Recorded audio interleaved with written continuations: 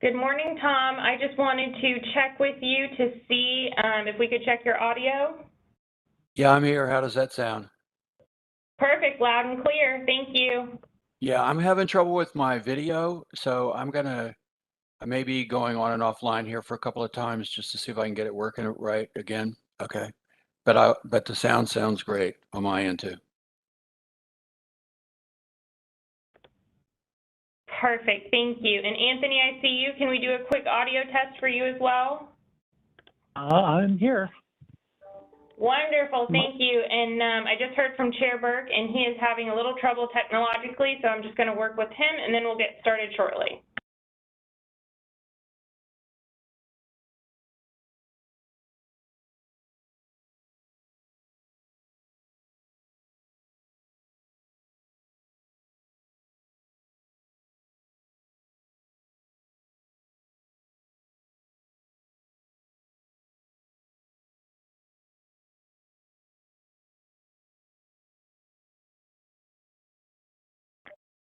And just as a reminder to all of those that are on the call, we ask that only members of the task force and those presenting while they're presenting have their video on. All others, feel free to turn your video off. Thank you.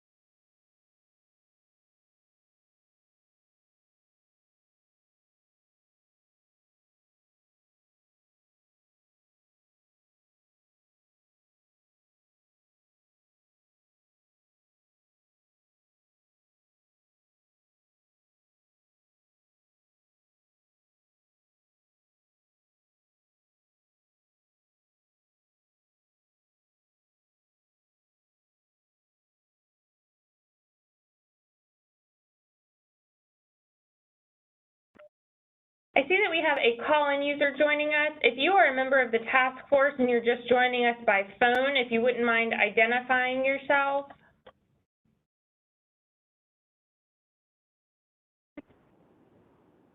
Good afternoon. This is Sancha Brennan. I am en route and will join by video as soon as I get back to my office.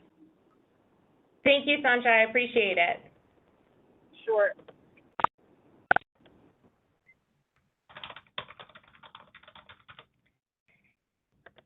And I see we had two other call-in users join us. If you are just joining us by phone and you are a task force member, if you wouldn't mind identifying yourself.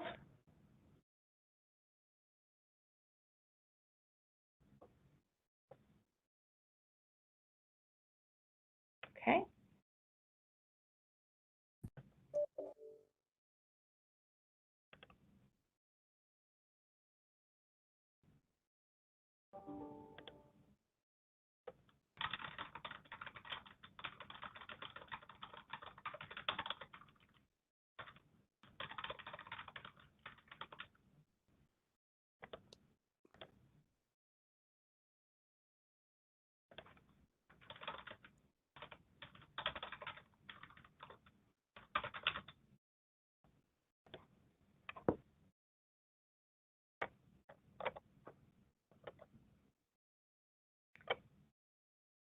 It looks like we've got Chair Burke. Are you there? Can we hear you loud and clear?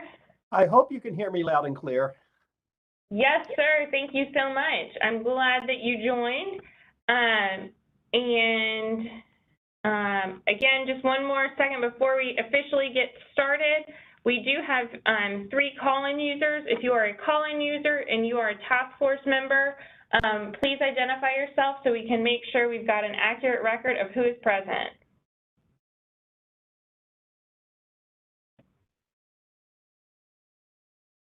And I see in chat we already have a request for public comment, which is good. And we do have one, we had a very eager member of the public that was on at about 11:15, so I've got a note started for the public comment. And please add And Dice, he just indicated he wants to speak too, so we'll list him.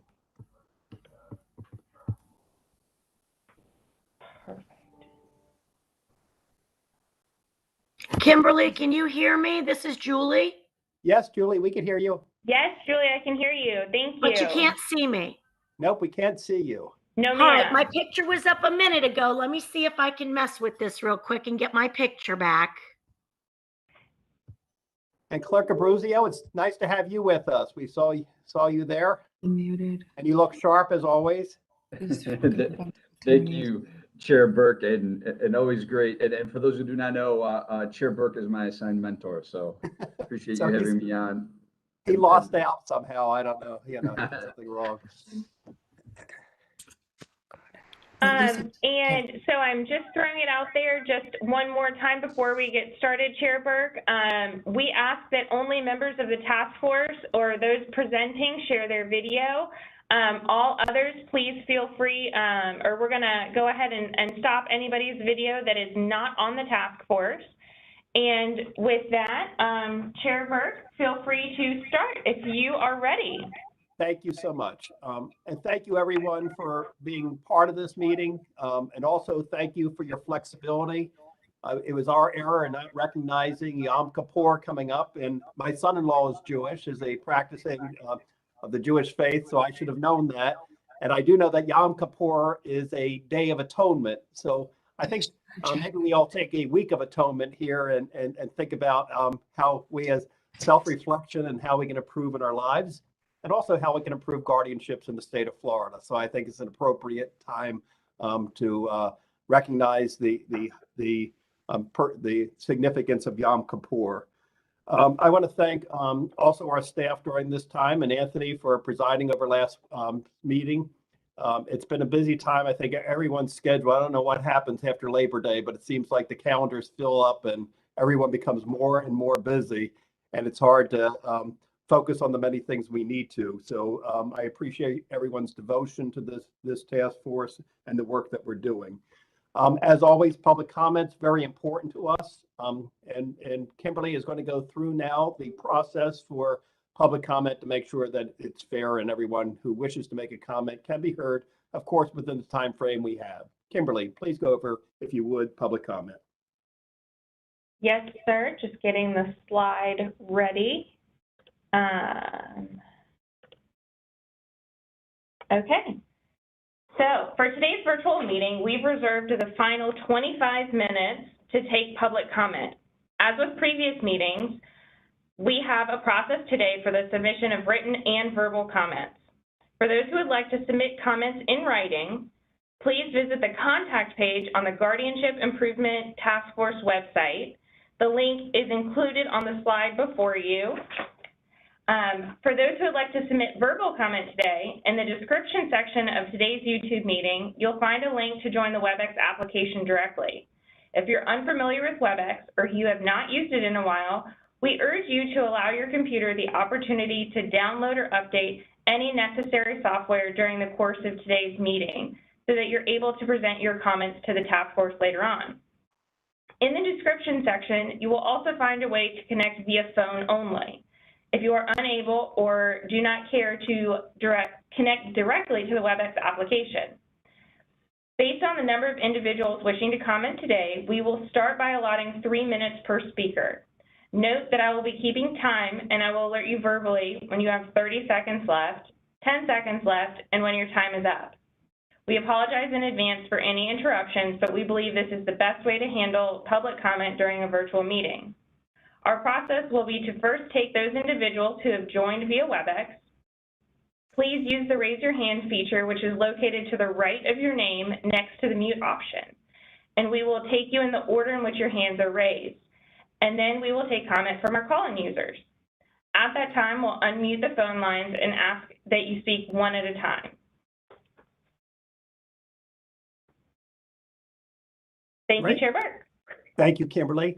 Kimberly, I'm going to call on you once again. Would you please take the roll for task force, and I realize we have some representatives, and we appreciate them being part of this meeting today. If you would please take the roll. Kimberly, we can't hear you. Thank you. Sorry, technology is not my friend this morning. First, we have Ken Burke. I'm present. Anthony Palmieri. I'm present. And then I butchered this last time. I'm so sorry. Bob Astalis? Astalis. Astalis? Yep. Perfect. Jennifer Bradley. Colleen Burton. I'm here on behalf of Representative Brittany Rembert. Thank you. Thank you, Sean Britt. Cadigan. I'm present. Tamara Caribin. Present. Mike Donovan. I thought I saw. It looks Sorry, like the there you unmute go. always takes me a minute. I'm here, but I have to previously scheduled meeting at 1:30, so I'll have to leave early. Thank you, sir. Hillary Hogue. Present. Crystal Kinzel. Here. Viviana Bonilla Lopez. This is Olivia Babis filling in for Viviana. Thank you. Shannon Miller.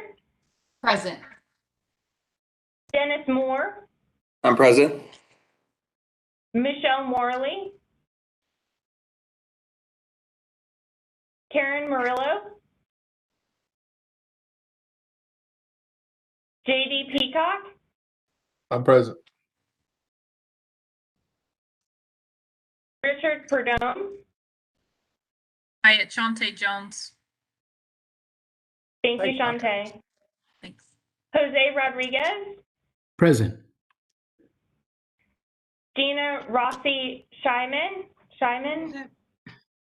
I'm here. Zane Smith. Piazza Valencia is here on behalf of Zane Smith and AARP Florida. Thank you for having me. Very good. Thank Now, you. as I understand it, will you also be our representative coming to the in-person meeting? Not to be determined. To be Okay, determined. So thank you. I I'll let you know. understand there. Thank you for asking. It's Sasha important we have Brennan? AARP represented for that at that meeting, though. Thank you. I'm sorry, Kimberly. No, you're good. Sandra Brennan. Present. Michael Lincoln McCrae. Okay, Mr. Chair. Thank you, Kimberly, for your good work there and all your work and preparation. Obviously, we have our in-person meeting coming up in Tallahassee. Kimberly has sent out the information on that. It's going to be at the Turnbull Center, which is part of Florida State University.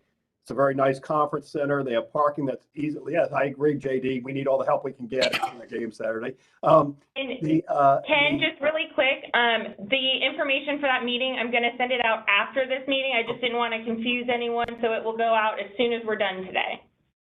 My crystal ball was wrong on this one. So you're going to get the information after the meeting, but it's going to be at the Turnbull Center at Florida State University. Parking's very convenient. It's right next door to it.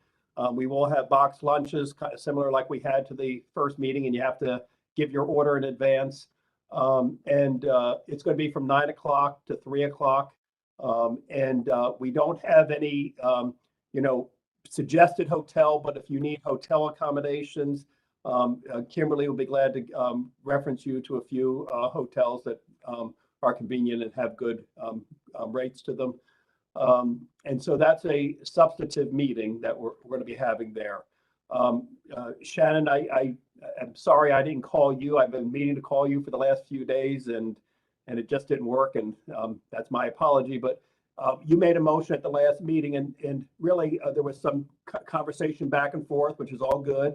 And I don't want you to think we're forgetting about that motion at all, but we're going to add that to the agenda for our in-person meeting where it makes more sense to be, where we could deliberate around the room. So let's talk about the approach to that meeting. All of you, and Tom Hall's going to, our wonderful Tom Hall, very capable person, is going to be speaking in a moment. But let me give you an overview of how we see it working. we have taken very good notes. Karen Lamb, who I work with, has done an excellent job with the minutes. You see they're tremendously detailed, the notes from each meeting. Tom Hall has captured those notes each time and looked at and of course he's participated in every meeting, to look at the themes that have come out of there. So based on those themes, we will be presenting a synopsis of work that we've done at that meeting with, let's say, a certain topic, court appointed monitors. Pick that one, since that seems to be in the news recently with us. We'll put that forward. We may put some language with it that has been, it's a general policy on that, how we look at it. Then we'll have a discussion and vote on that topic. So each of the topics will have some back up to them, and it'll be a philosophical thing. This is the direction we want to go in with this. Let's say collection of data. Maybe there needs to be a better statewide database that's housed by the Department of Elder Affairs. Let's give them work to do. There should be a database, and the database should contain a certain amount of information, such as, how many guardianships they have, after the guardianship's been ended, so that whatever the data that's necessary for good decision and policymakers and to make the system better should be housed in a central database, which we all affirm that it hasn't been. So that will be a topic with a general direction on, when I say general direction, hopefully it's a little bit more than general, specific direction of where we as a task force want it to go. And then we will consider each of those items, vote on the items, and then from there, hopefully we will then form a smaller group to work on the language, the legislative language that would implement each of those items that we have. And we're not above plagiarism, this group, because there's been some good reports in the past which have taken on these topics and may offer some good work already that we can use as a basis. So Tom, take it from there as how you see this working and how we can be most effective in our in-person meeting. Tom, you're on mute. There we go. Sorry, I thought I unmuted it. So I think, Chair Burke, I think you described it pretty well as what we want to do.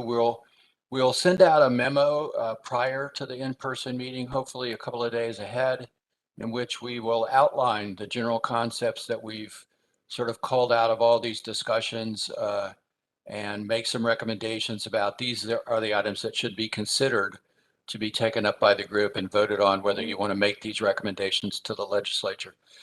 Chair Burke mentioned previous work. There is a 2004 Governor's Task Force on Guardianship that submitted some really good recommendations. That document, if you haven't read it yet, I would urge you to read it. It's there on the website as part of the materials.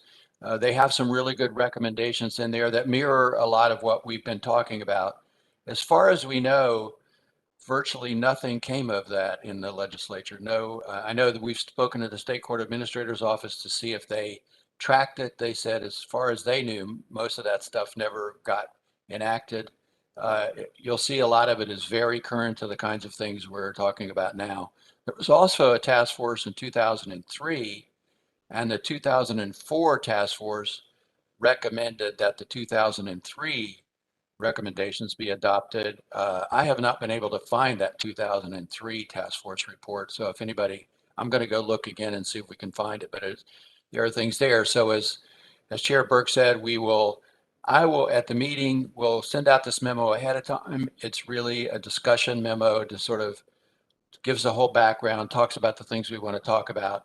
I'll then at the meeting make a very short presentation. For example, there's been a lot of, I think there's pretty much a consensus we need a pretty comprehensive database that tracks this information. I'll make a short presentation about that. Then Chair Burke will take it over and run that discussion, and there'll be what I would call a conceptual vote that we should have such a thing. We'll then form a smaller group to work on actual legislative language. It's hard legislative. If you haven't done legislative drafting before, it's difficult. We'll have a discussion about that. I've got extensive experience doing rule drafting for the court, both as a member of the committees and working as the clerk. So we have some, and certainly there are staff at FCCC, legislative staff who have that expertise as well. We may enlist them to do it. So that's how we envision the meeting, and that's it, Mr. Burke, unless people have questions. Thank you, Mr. Hall. Any questions for Mr. Hall? Yes, hello. Good afternoon, fellow task force members. I sent last night to all the members a proposal. It is basically an elder guide that would basically, when someone is given a petition to be put into a guardianship, that the elder guide will walk that person through the series of events that happens. Explaining documents, explaining different moves they can make, contacting family members, things like that that aren't done for the AIP who might just become a ward of the state of Florida. And this is all about them. So I sent it to all the task force members, and I would really appreciate feedback. Thank you so much. I'll put myself on mute. Thank you, Hillary. And thank you for the other information that you sent. I haven't had a chance to view that YouTube, but I am going to very soon. So thank you for that. I appreciate that. Let's move on. We have go ahead. I'm sorry. I'm sorry, this is Sancha Brennan. I wasn't able to find my raise your hand feature quickly enough. And I'm sorry. I saw you do it. You did the old fashioned way. We raised our hand in the screen. So thank you. I'm very old fashioned. No, I just wanted to let Mr. Hall know that there were some legislative changes after the prior task force reports came out. And to the extent that it is helpful to our committee at all, I can track that down to be more specific. That'd be wonderful. I can't do it off the top of my head, but that'd be perfect if you could find those so that we don't repeat those. I know that some people, when we did the presentation about what other states have been doing recently, Shannon and somebody else sent me a thing saying that some of those features we talked about, Florida does have. They're not used very much, ironically, but they do have them already. So those kinds of things help a lot. We really appreciate it. And Ms. Brennan, we also, of course, the 2008 report by the courts, which is a good report and that has very specific statutory language in it too. So that's helpful. Again, we don't want to reinvent the wheel, but a lot of those task force reports, and I think this is going to be a great lesson for us when we get together, is basically there were great reports, but there's no action, and so having a action afterwards and have such a diverse group here. If we get all of our energies from all these different organizations that are represented here and having Senator Bradley and Representative Burton as part of this task force, that's very significant that we have legislators who are on this and who hopefully who can push these things through. Any other comments before we move on with the program? Okay. And speaking of legislators, we have a former legislator with us who's now the clerk of the circuit court and comptroller for Palm Beach County.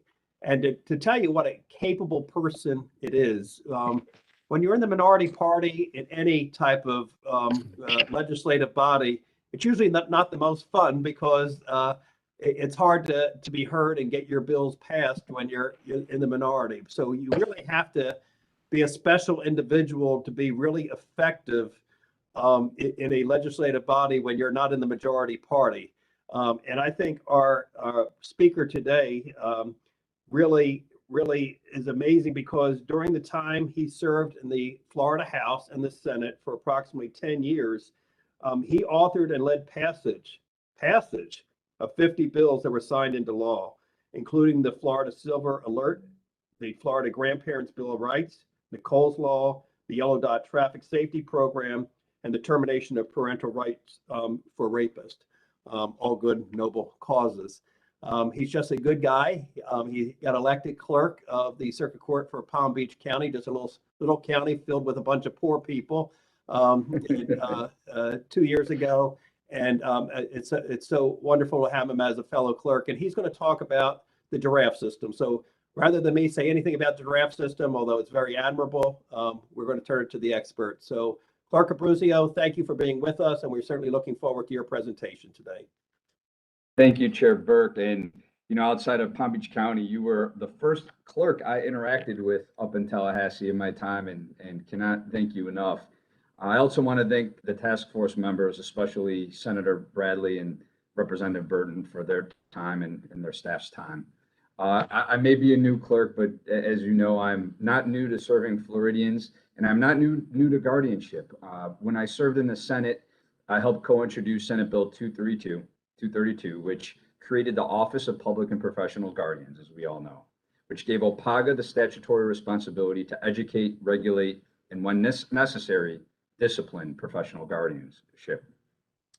Now, 5 years later, as you all know, as a new clerk, I help lead this office that has proven integral to OPAGA, OOPPG's investigations in the Florida guardianship system as a whole.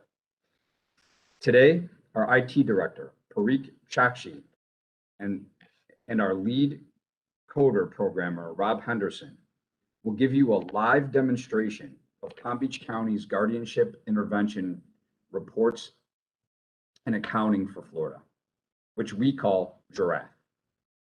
As you will see, Giraffe is a powerful auditing and monitoring tool.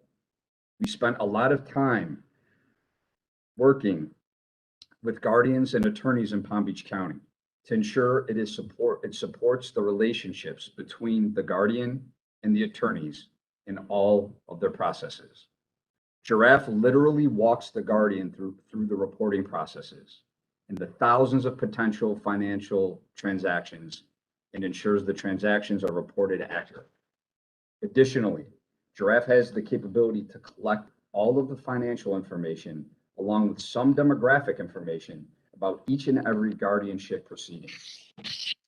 All of the information that Giraffe is able to collect is already in each and every guardianship court case file. With Giraffe, we have the tool to extract the information efficiently and accurately.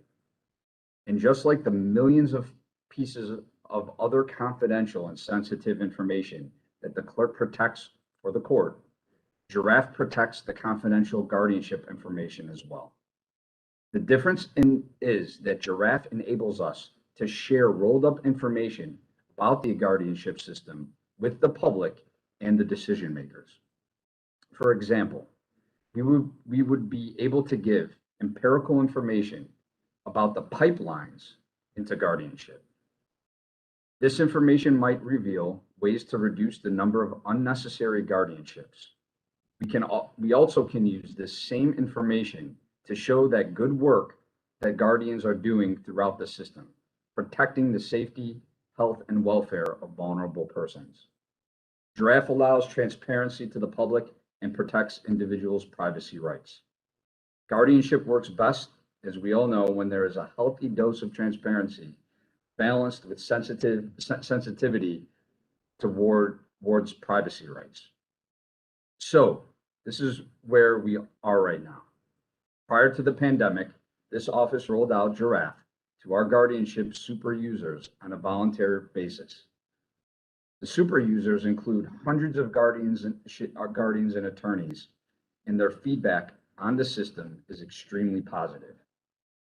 Right now, we are able to collect all of the data and statistics being inputted into Giraffe.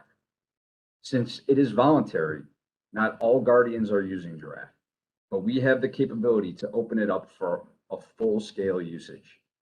Here's the exciting part. On the back end of Giraffe is a powerful game-changing monitoring tool. We will use all of the financial data and demographic information to perform complex and in-depth audit analysis. The system will be able to flag exceptions and outliers, such as the overpayments to facilities and vendors. The system will make the clerk's auditor's job more efficient and impactful. In the future, the system will have the ability to perform predictive analytics and, in essence, perform a risk assessment of each guardianship proceeding.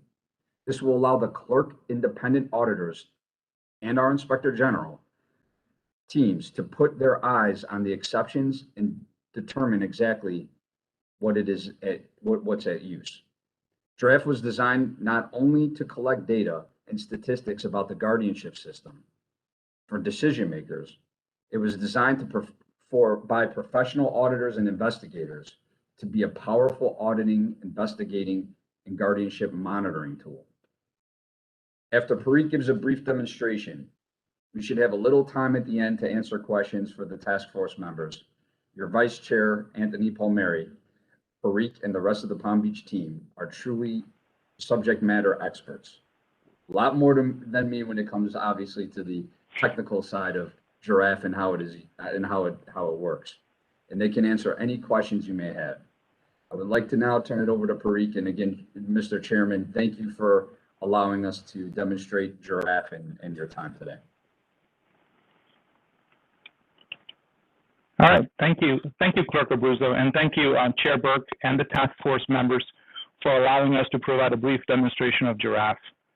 Giraffe is a web application developed using .NET Framework, so basically it can be used, accessed over the internet. Aside from getting feedback from auditors, investigators, family guardians, and professional guardians, we also thought of security and authentication prior to building Giraffe, because we wanted to make sure Giraffe was secure. Giraffe utilizes Microsoft's Active Directory Federation service, which is called ADFS, to authenticate users for logging in.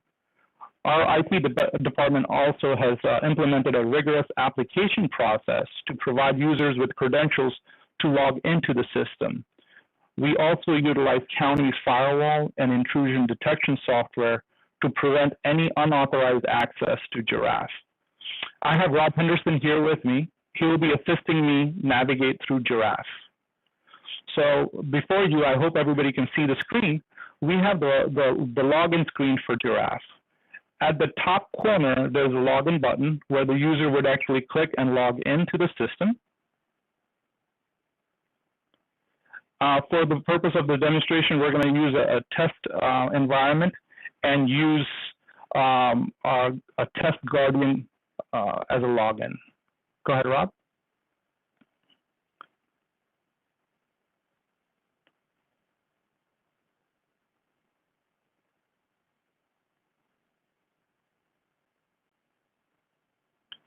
This is basically our main dashboard where you can see on the left-hand side the guardian that's logged in. And on the top, we can see the ward notification reports and employees. The employees section is for attorneys and for guardians that use accountants or any paralegal for data entry. So they can actually create accounts for those individuals to do data entry. Along within Giraffe, we've also built a self-help tool called Walk Me. You can click on that and it actually walks you through each step of filling out either the inventory report or annual report for the case. Also, on the right-hand side, if you see registered user to a case, we've added additional security to Giraffe where we actually confirm the email address used to log into Giraffe and make sure it's the same email address we have in our case maintenance system and make sure it matches. If it does not match, the user cannot register to the case and do any type of data entry or reporting. For the purpose of this demonstration, we've already done an inventory report. So we're going to actually start with doing accounting on this case and start doing an annual report. So we're going to log in or click on the case and start doing an accounting for the case.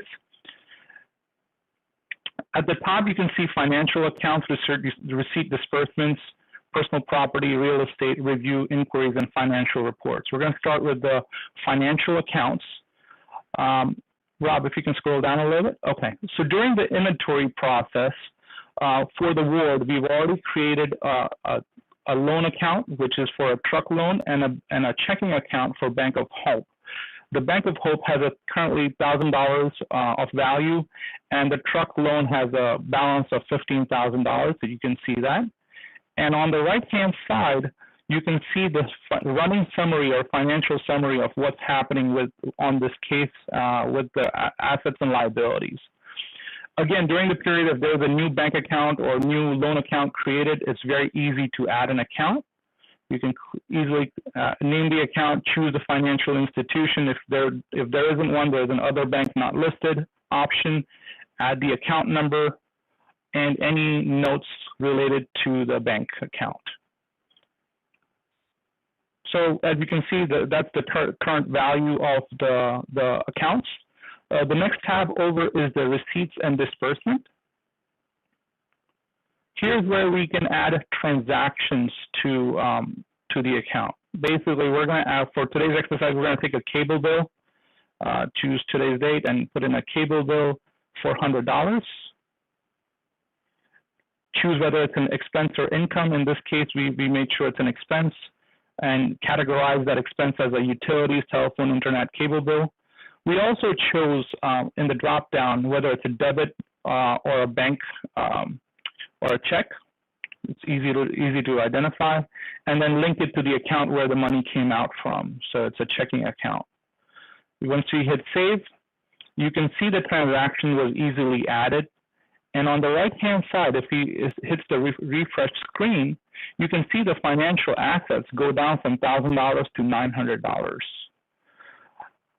So it's very easy to add transaction, and it actually reflects the summary immediately as soon as you hit the refresh screen. For complex transactions, people have a lot of transactions in Excel spreadsheet. So what we've done is we've provided a functionality for users to actually upload an Excel file of all the transactions and bring it into Giraffe. So here, Rob has uploaded an Excel file. It's actually adding all the transactions to the system.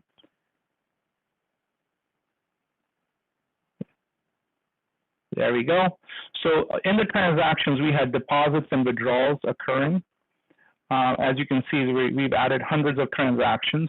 And now the financial asset for the checking account has gone up to $231,498.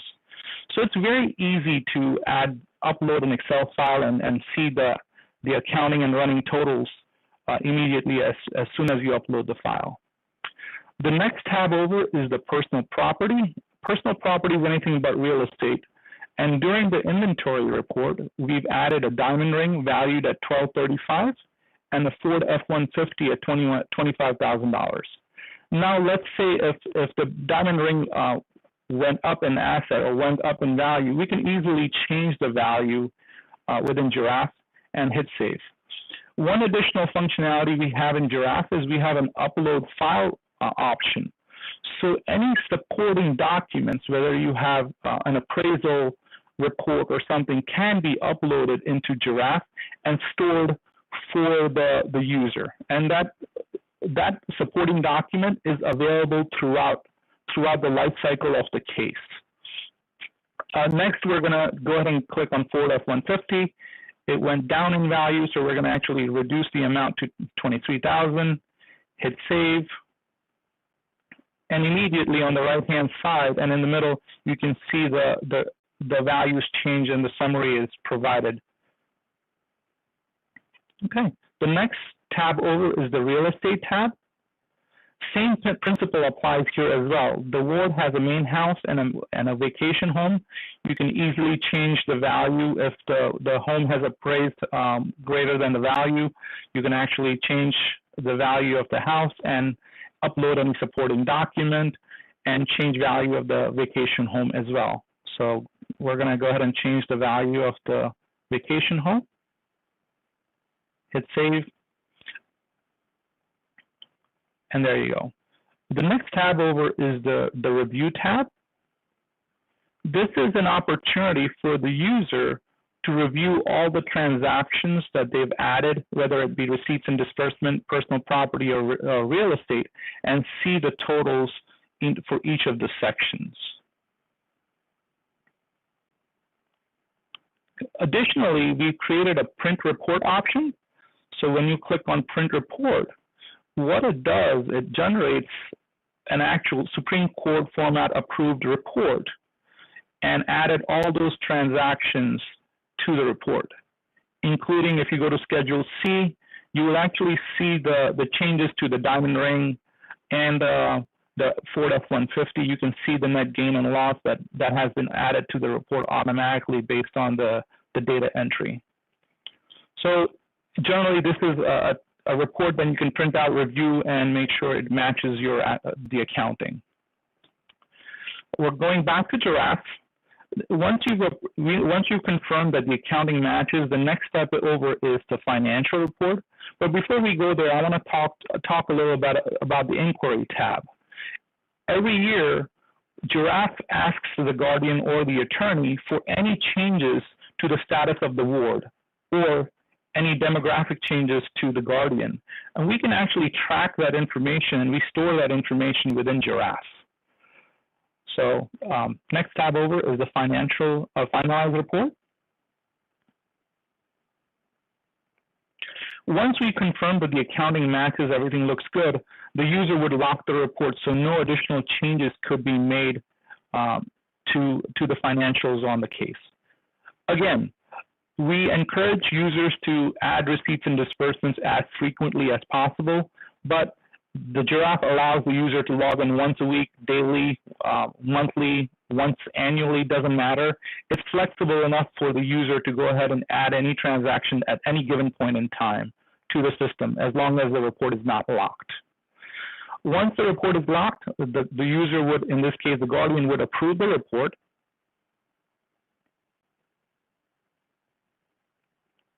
And hit save. Now, in Giraffe, we built an approval process for all the parties. So on this case, we have an attorney, Amy attorney, who is still pending an approval process. So the guardian has approved the report, but the attorney has not. So we're going to log off as a guardian and log in as a test attorney into the system.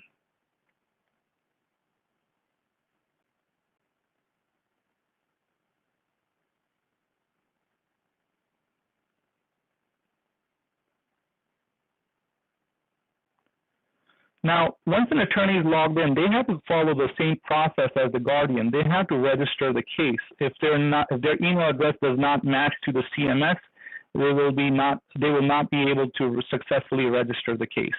In this case, we have already registered the case to the attorney. You can see that the report is pending approval. The attorney would basically click on the report.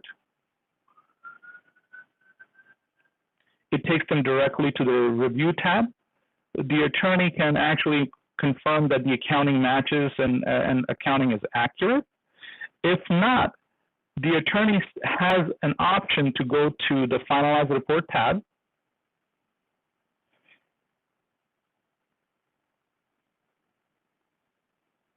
And unlock the report and make any changes. But if the attorney unlocks the report and at any given point in time, what happens is the guardian's approval is removed, and the guardian would have to go back and approve the report again. But for now, we're just going to go ahead and approve the report. So Rob is going to go ahead and click on approved. Once both the parties have actually approved the report, there's a finalize button at the bottom. So we're going to hit the finalize button. And these are a list of questions we've asked the user to fill in. Again, these are, Giraffe is flexible enough to add any questions, remove questions, make any changes to questions, but we are gathering all the demographics on the ward, on the guardian, and storing these data elements so that in the future or any given point in time, we can actually report on these data elements.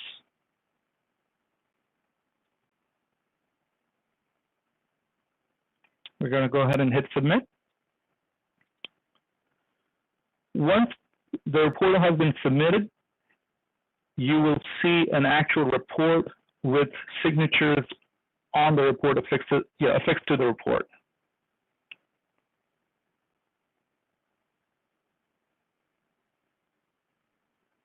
You will see a download report option pop up on the right-hand side. And here's the report. As you can see, the signatures have been added to the report for the Amy attorney and Gary guardian, and the report has all the transactions that we saw previously. Additionally, within Giraffe, we've created an e-filing button, which allows the user to go directly to the e-filing portal, log in, and submit e-file the report along with any supporting documents. we made Giraffe so as a flexible tool for the Guardians. So it's almost like comparing to QuickBooks, where accounting can be done any point in time and provide and generate the report, and they can actually see the report. That basically concludes the demonstration. If you have any questions, we're here to answer any questions you may have. Go ahead, we see a question. Hillary? Yes, and first and foremost, thank you so much for your presentation, and we really do appreciate it. I have a few questions, but I'm only going to ask one. This is great, but let's just take into consideration the case of for-profit guardian Lynrod Douglas. His inventory was not correct, and with Anthony cracking down and finding this out, he was held accountable and will be sentenced next month for the crimes he's committed. How can we stop the inventories not being correct from the get-go? And number two, why isn't it that family members are not allowed to go over the list of the inventory? I mean, I know what my father has from you know, a gold wedding ring to, you know, a Bank of America account with $200,000 in it. So if I get that and that's not listed, I'm like, hey, listen, my dad has this and this isn't on the inventory. So it's great. The Giraffe is phenomenal, but the guardian who does the inventory, whether it's doing a walkthrough of the house or running the Social Security number, they are the ones that are not being, there's no accountability. They're walking in alone and they're not supervised. So that's a big worry. Thank you, Hillary. I'll take that, Parikh, if that's okay. Sure. Hillary, you hit the nail right on the head, but I really think these issues should be bifurcated. I think it's recognized by many on this task force that there are issues with the checks and balances of the verified inventory and guardians failing to put assets on that initial inventory. As our chair so eloquently put in a recent local news report, there's just too much temptation to leave off those assets, and so I think that certainly is an issue, and I certainly think that's an issue that this task force should address. But what Giraffe, the Giraffe as a solution, what it addresses is making the audit and the monitoring and the investigations more effective, more efficient. The clerk has the statutory duty right now to subpoena records to do that verification, to trace the money, to trace the assets to the initial inventory, but we don't have the resources to do that for every single case. We have upwards to 3,200 cases in Palm Beach County. I don't have the time or the resources to issue subpoenas for every inventory that's filed. Obviously, but Anthony, what would make you, I know you don't go on fishing expeditions, but what would, with the Giraffe, trigger an audit? Absolutely. So what Parikh presented was really Giraffe 1.0. It's streamlining the accounting process for the attorneys, the guardians, making it more efficient for them, making it easier for them, making the accounting more uniform and consistent. If it's a statewide solution, then the accountings are going to be the same regardless on where they're submitted. We have plans for Guardianship Giraffe 2.0, and that's really the back-end processes for the auditors and the investigators. It is flagging red flags and exceptions for a human eyes to look at, an auditor or investigator to look at, to really understand what's going on. I'll give you an example. Anthony, one of our, yep. We have to move on with some additional questions. Okay. Here, and I'm going to recognize three more questions. We have one from Shannon Miller, one from Sancha Brennan, and it also appears that Mike Donovan has a question. So we're going to go to those three folks and we'll end this session. I do want to say one thing, because I've seen a lot of the chat comments. the idea of this presentation is to look at what is working in Palm Beach County, a system. I'm getting all these questions. Are we going to have to start everyone throughout the state? No, we can't mandate that. We're just looking at this conceptually. Is this a good idea to potentially take as a statewide solution, and use a lot of the same concepts which they've developed in Palm Beach here and one of the problems is things are not uniform throughout the state. There's different forms that people turn in the inventory, the annual financial reports, and having a system like this may help with some uniformity there and make things a lot easier to audit and find red flags when you have this type of system. So let's first of all go to Shannon with your question. Clerk Burke, Yes, sir. we're going to capture all the questions in the chat and also prepare an FAQ because I know we're not going to have time to address all of them, but we will in one way or another address all of them. Thank you, Anthony. And I've done a terrible job at addressing, but I tried a little. Shannon, go ahead. Thank you, Clerk Burke.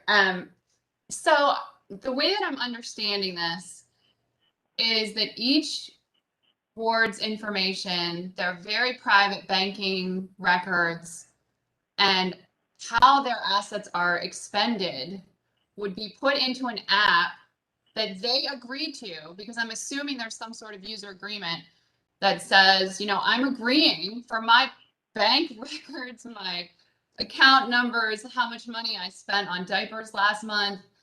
All of that information is going to go into an app that then monitors, that in fact polices the information that I just put in. And my concern here is one of confidentiality. How is it that this app, and I'm assuming you've said in the chat that Palm Beach County created the app, but who owns it? Like, does the state of Florida own it? Is it subject to public records requests? I know for me, when I file a guardianship accounting, I have to basically file a notice of confidential information, and all the banking information, all the medical information, all of the very private information of someone who cannot speak for themselves because they're incapacitated. We're asking that that information be put into an app that then is going to be monitored and potentially subject to public records. My concern, as it has been from the beginning, is that this is a real problem for confidentiality purposes. And I haven't heard anything to assuage my fears that we're basically giving our disabled people's very personal information to an app that I still haven't heard who owns it. It's owned by the Palm Beach Clerk's Office. They're the ones who developed the software. And in a court record is subject to the confidentiality rules, whether it's kept in electronic form, paper form, any other. There's no separate court rules for. But then why would it, Clerk Burke, be able to be monitored by itself? Why would something that is filed in the clerk's office then be subjected to some sort of internal monitoring? This is very problematic. When you give your private information, it's just like when Siri or the internet, when Big Brother has information that it then starts to take apart and vet. What we have done is really exposed all of our private information. And just because someone is incapacitated does not then mean that they should be subject to consistent, that they don't have privacy anymore. This is very troubling that this type of situation is occurring and that it's being proposed to be something that would collect information for our incapacitated wards across the state of Florida. Okay, let's. Thank you. Thank you. Do you want me to address that? The same exact information and confidentiality as any other information in the court file. I guess you have a different point of view, but all the rules of confidentiality don't go away with having a system like this. To give you an example, Clerk Burke, what Anthony just said is that he doesn't have time to subpoena records when they audit something and find out that there's something amiss in a guardianship matter. In fact, Florida statute requires that if the clerk wants to subpoena information, they have to go through a process that is vetted by the court. They file something with the court asking for that subpoena to be issued. Notice is given to all the parties, including the incapacitated ward. There is a very careful vetted process for obtaining our clients' very private information. That does not exist when you put the information in an app. And I have real concerns about that. Sancha, you have a question? Ms. Brennan, you have a question? Thank you, Clerk Burke. I obviously a significant amount of work went into developing this app, and I appreciate the time and expertise that's gone into that. There, in addition to some of the comments that my colleague has just made, just in a practical sense, when I'm working with my clients, and I think that most attorneys that I talk with that handle guardianships use the preparation of the plan and the accounting in communications with their client. You know, they're preparing the accounting and they send it to us, and we have some comments and questions. All of that is attorney-client, would be protected under attorney-client privilege. And just because my client puts something on the accounting, it may not be worded properly, or you know, maybe they didn't understand this, what the accounting, the financial statement said. So I'd be concerned about that being available for the clerk to look at before it's prepared, before it's ready, and before it's vetted. And I realize there are ways to go back and forth, but so I have a concern about that.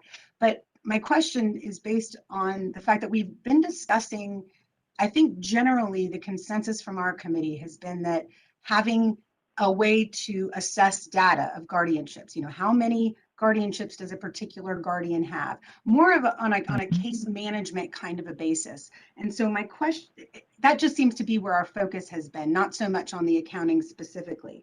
But so I'm wondering if this application has a way to manage that sort of information separate and distinct from the accounting, which I think we may have some issues with. Anthony? Yes. Go ahead, Chair Burke. Whoever wishes to respond to it. I'll respond, and I'll let Parikh follow, you know, piggyback on me. The answer to your question is yes. Parikh? Yeah, I agreed, Anthony. So we can generate, well, since all this information is being collected, we can generate, if it's a statewide system, we can actually generate, if a certain guardian, we can look at across the state how many cases that guardian has, and look at how much money they're actually, I guess they have in from monitoring how much money they're. You can assess each guardian basically.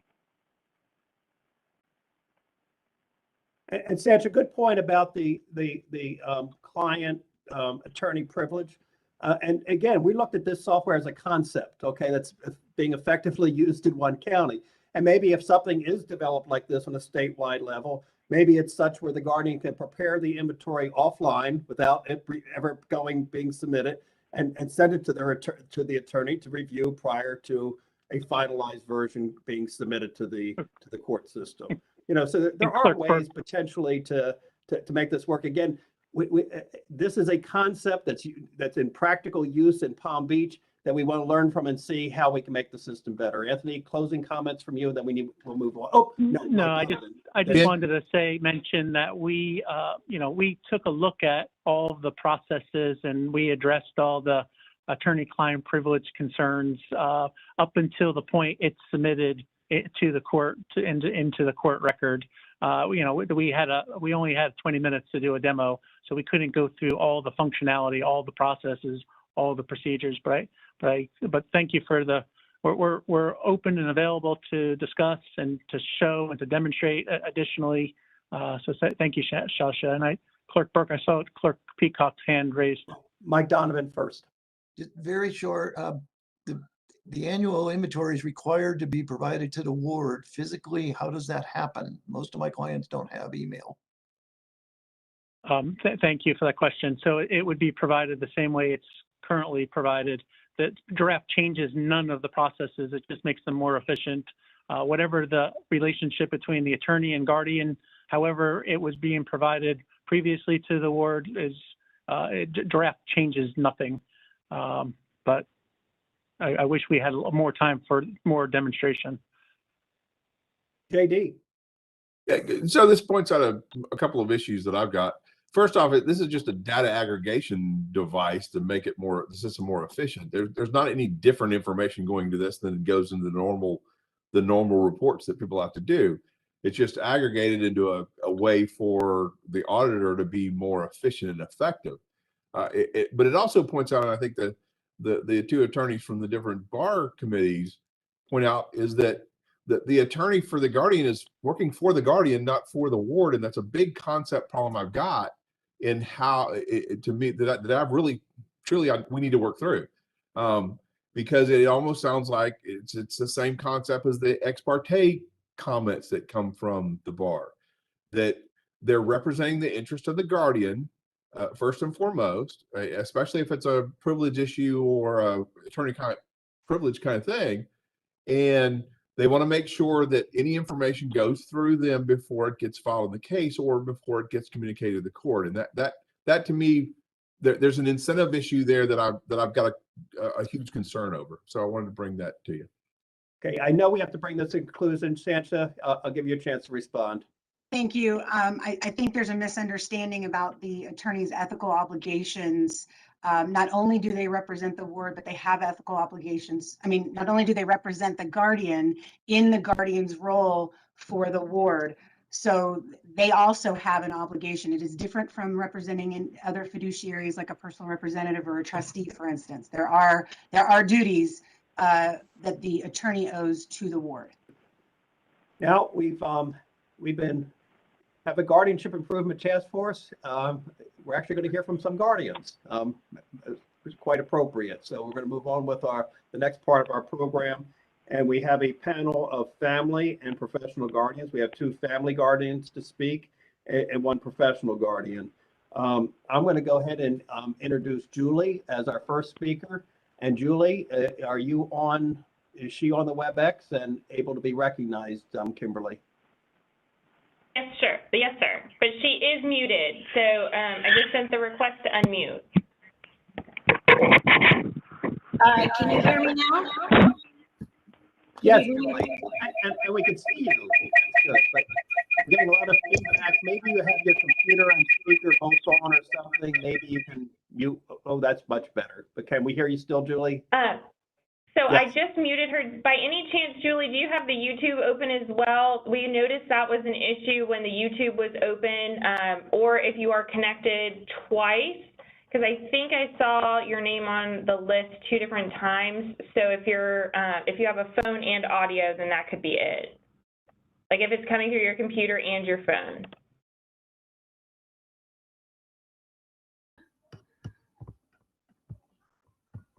Do like a testing 1, 2, 3, Julie, so we can see what's going on. Is that better? Much better. Okay. Perfect. Thank you. You got it. Shall I go ahead and get started? Please do, Julie. And obviously, we're very crunched for time, so if you could be as brief as possible, but we want to hear from you. And thank you for being part of our meeting today. Wonderful. Thank you. Good afternoon, everyone. I appreciate the opportunity to speak today and share my input in regards to guardianship. I'm going to share a bit of background information, as every guardianship is a unique family situation, yet those family dynamics are crucial in tailoring to the best needs of the ward, in this case, my dad. It's also my intention to help you better understand why I felt the need to precipitate a guardianship for my dad. My input will follow the guidelines set forth for this panel discussion, my personal story, pre-adjudication, post-adjudication, and finally, a couple of recommendations. I'm the only child to parents who were married since high school, 62 years until I lost mom to cancer. I came along late in their married life, as my parents were already in their 40s when I was born. Therefore, I'm a fairly young guardian, and I'm still in the middle of my career. Both of my parents worked in education with multiple degrees, and I followed in their footsteps. They also operated a business on the side to prepare for their retirement. With Florida retirement system, Social Security, 401ks, the stock market, and the profits from the business, they lived and retired very comfortably. They've always had an attorney-drawn will, updated as each grandchild was born, and finally did a last update when mom passed. I was brought into the labor part of the business at a very young age, and my children were also, both grandkids. When my mom's cancer came back a second time, I was brought into the financial and operations of the business, and I was added jointly to all of my parents' bank accounts. At that time, which was about 10 years ago, I learned the ins and outs of the family money and management, as it was expected that I would do the managing when mom was no longer with us. I was also clued into dad's medical needs and concerns at that time. For instance, dad had been on memory medication since 2002, quite a long time, and it was a preventative move as 3 of his 4 older brothers had dementia. And he was showing some of the early signs. However, dad's always been in amazing physical shape and has been active in activities far beyond most people his age, as he's 90 years old now. It was a family wish that neither parents would end up in a nursing home. Healthcare would occur in the home if necessary. And my parents wished to age in their residence with their own surroundings, pets, and familiarity. I certainly wanted to honor those wishes. My mom handled the management for the household and the business, and she was very computer savvy. My dad never had any desire to learn how to navigate or access the internet. When my mom's cancer came back a third time, I was given power of attorney and was designated as dad's health surrogate, and she passed shortly after. I did not insert myself into the family finances even after mom passed until dad asked me to. About a year after mom died, his memory took a noticeable turn and he started forgetting things that had an effect on the family. Picking up his grandson from school, renewing his insurance, it lapsed. One day he walked into my house, handed me a stack of bills, and said he just didn't want to deal with this at 84 years old. We also talked about and decided to sell his large home and have him move in with me, as his house required a lot of upkeep. Mom's Social Security and FRS did not carry over after she passed, so it was cost effective to eliminate one of the homes. It also gave me the opportunity to have daily interaction with dad, but not intrude on his independence. Shortly after selling dad's house, he met a woman. She was 25 plus years younger than him, but was widowed as well, and originally the family was thrilled that he found companionship again. My mother was sick for a long time, and dad deserved love and attention for this next chapter in his life. However, things took a quick downturn after that. An example, just to mention a few, the lady friend told him he didn't need to take his dementia medicine. She convinced him to stop seeing his neurologist. Within 6 months, he totaled 2 cars, wound up in the hospital dehydrated, his kidney disease decreased to stage 3, and money was missing from our accounts. Dad had an active social circle, and he was being isolated from them. Furthermore, he was no longer allowed to see me or the grandkids without her present. Dad's behavior was rapidly changing. He was angry all the time, and he was saying, believing things that were not true. The lady friend was uncooperative and unwilling to speak with me about the concerns of dad's well-being. In less than a year of coming into dad's life, she was taking complete control of dad's welfare, and his health was failing very quickly. I tried to reason with dad, but he was unable to comprehend that anything was of concern. And there was $7,000 missing he was unable to explain. The last straw was when the bank called to tell me there was online activity the night before at midnight. It was later linked to the lady friend's IP address. The contact and access information for our joint bank account was changed to her name, and all of my information was deleted. Thankfully, the bank contacted me immediately the next day. Everything was restored. The next day, I met with the lawyer, and emergency guardianship was established within days. This process was much more expensive than originally quoted. Dad did maintain some rights I did not agree with, but I could not afford to continue to fight for control of them. I am guardianship of property. He lost his right to drive, and I am his designated health surrogate, but dad still has most rights of person. It is the hardest part of our daily living. The doctor has prescribed a specific health plan for quality of life, yet he ignores it when it suits him. I am his daily caretaker, yet he will leave, sometimes disappear for days, because he has the freedom to quote unquote do what he wants and go where he wants. The lady friend is still in the picture part-time, and she spends every dime that he is allowed monthly. She still encourages him to ignore any doctor orders that are inconvenient to her. It is a current situation that challenges me daily, that his right to person conflicts with the doctor's orders. Life has changed in the blink of an eye. I've only been doing this for less than 2 years. I took a leave of absence from an administrative job with the school system. I was ineligible for a Family Medical Leave Act, so I lost my employer insurance. Because of guardianship specifications, Dad's money and mine are now separated. Everything I had invested in the business is in Dad's name. But again, I am one of the lucky ones. Even though a young guardian and still turning ripe in my career, I have a 401k to tap into. However, to date, I have been unable to return to work. I have no income. My drop with the FRS is in limbo, and my 401k is being used much earlier than expected and with penalties. And I'm still lucky compared to others who are taking care of an elderly parent. I also realize that it is my choice to not return to work and have my dad being cared of by a stranger. My lawyer has been amazing, providing both good advice and emotional support. I have not had any issues with accounting requirements. I just need to learn the format that the court requires for filing. I am lucky that I have had the experiencing with balancing numbers in the past. I've not had any issues with privacy concerns. Both my attorney and my father's attorney have been very careful and respectful in that aspect. These are the recommendations, though, that I would put forth to you all as a panel and in this discussion. First, are there any cost-effective solutions that are available when the right to person conflicts with the doctor is prescribing, especially when that person has already been diagnosed with dementia? Rights are not going to be restored in this case, and the guardian doesn't want to fight with a stubborn ward in court to whatever an amount of money is coming out of our bank account.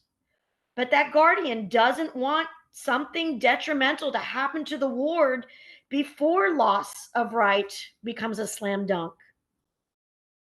Secondly, and according to an AARP 2016 poll, 10 million adults over the age of 50 are caring or supporting aging parents, and $3 trillion a year are accounted for lost wages and government health care support for guardians and caretakers. These are notable numbers. And like I said, I'm a lucky one. What about those caretakers that don't have a financial backup and have to, in the blink of an eye, leave a job to care for an elderly parent? How can the loss of income and health insurance situation be addressed for a guardian who has taken on the responsibility of taking care of the ward? Is there a monthly allowance without being scrutinized by the court system? It certainly would be less money than paying for a nursing home or even having in-home health care. In my case, it would just be an amount to avoid me dipping into my 401k. But again, I fear of scrutiny from the court. And last but not least, and I was very shocked by this, and I didn't write it down, so I'm just talking off script. I was shocked that I was not eligible for Family Medical Care Act for at least 11 weeks in order to get my affairs in order. I know that in cases of adoption and in cases of brand new moms caring for a brand new child, they have those 11, 12 weeks to get their affairs in order. Yet when you're caring for a parent with dementia, it is like caring for a child that's come into your home. And I don't know if there's any kind of stipulations or things that you can do through the Family Medical Leave Act that would change the wording so that guardians would have that time and insurance and money I would have been paid through my employer for those 11 or 12 weeks in order to get my affairs in order. Again, I appreciate your time. I don't know if anything I've said has been redundant or some things have changed.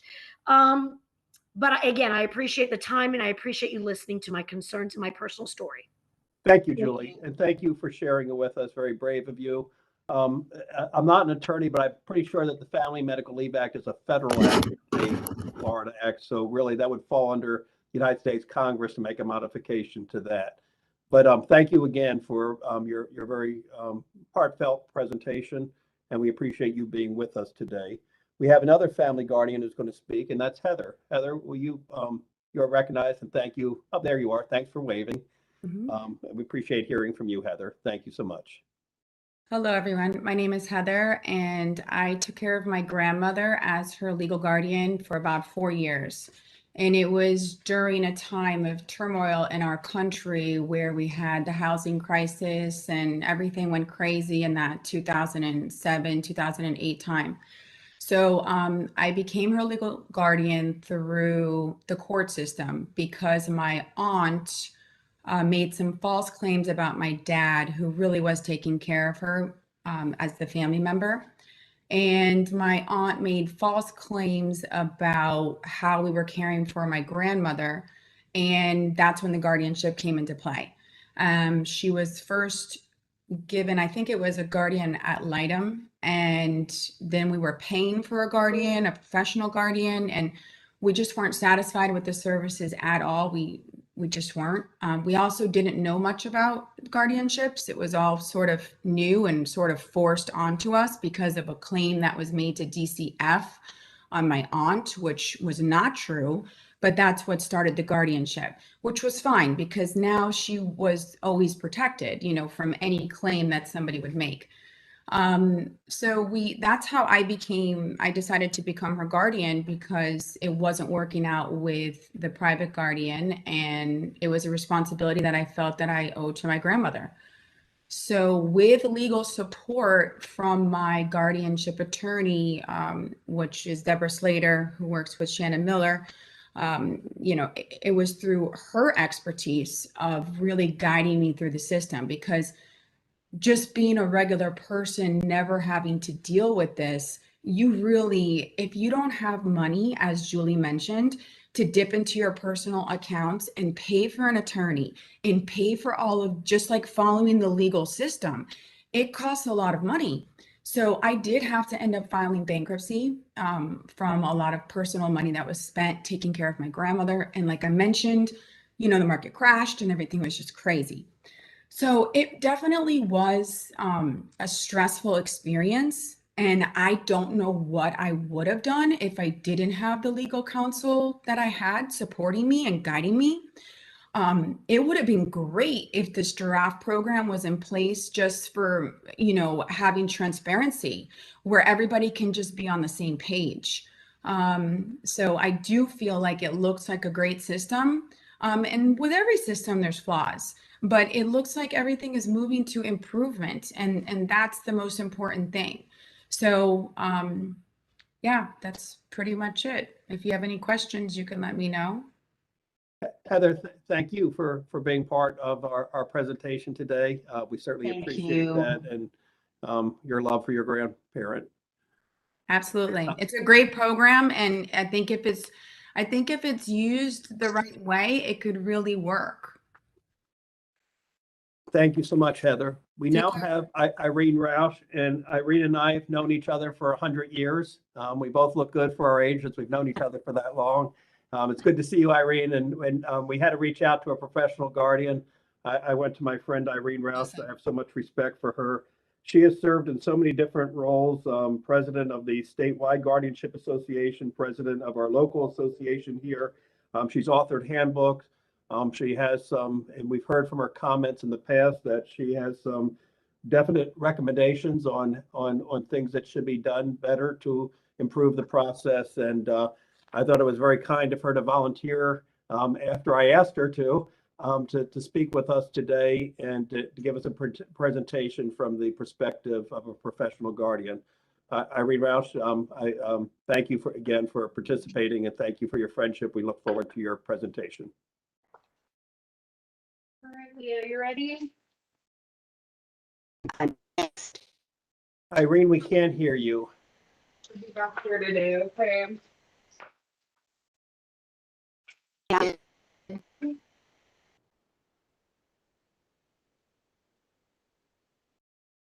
We still can't hear you, Irene.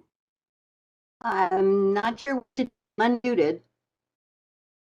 Okay, speak. Why don't you do a testing 1, 2, 3 for me so I could hear?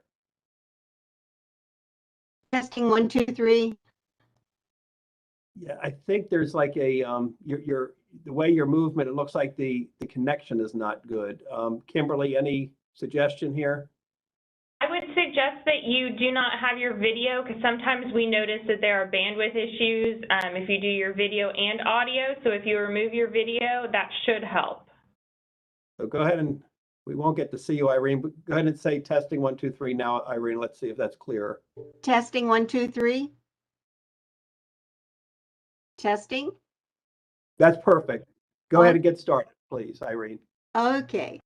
So I've been privileged to serve as a professional guardian for almost 40 years. When I began in 1982, there was no training, no books, very little resources.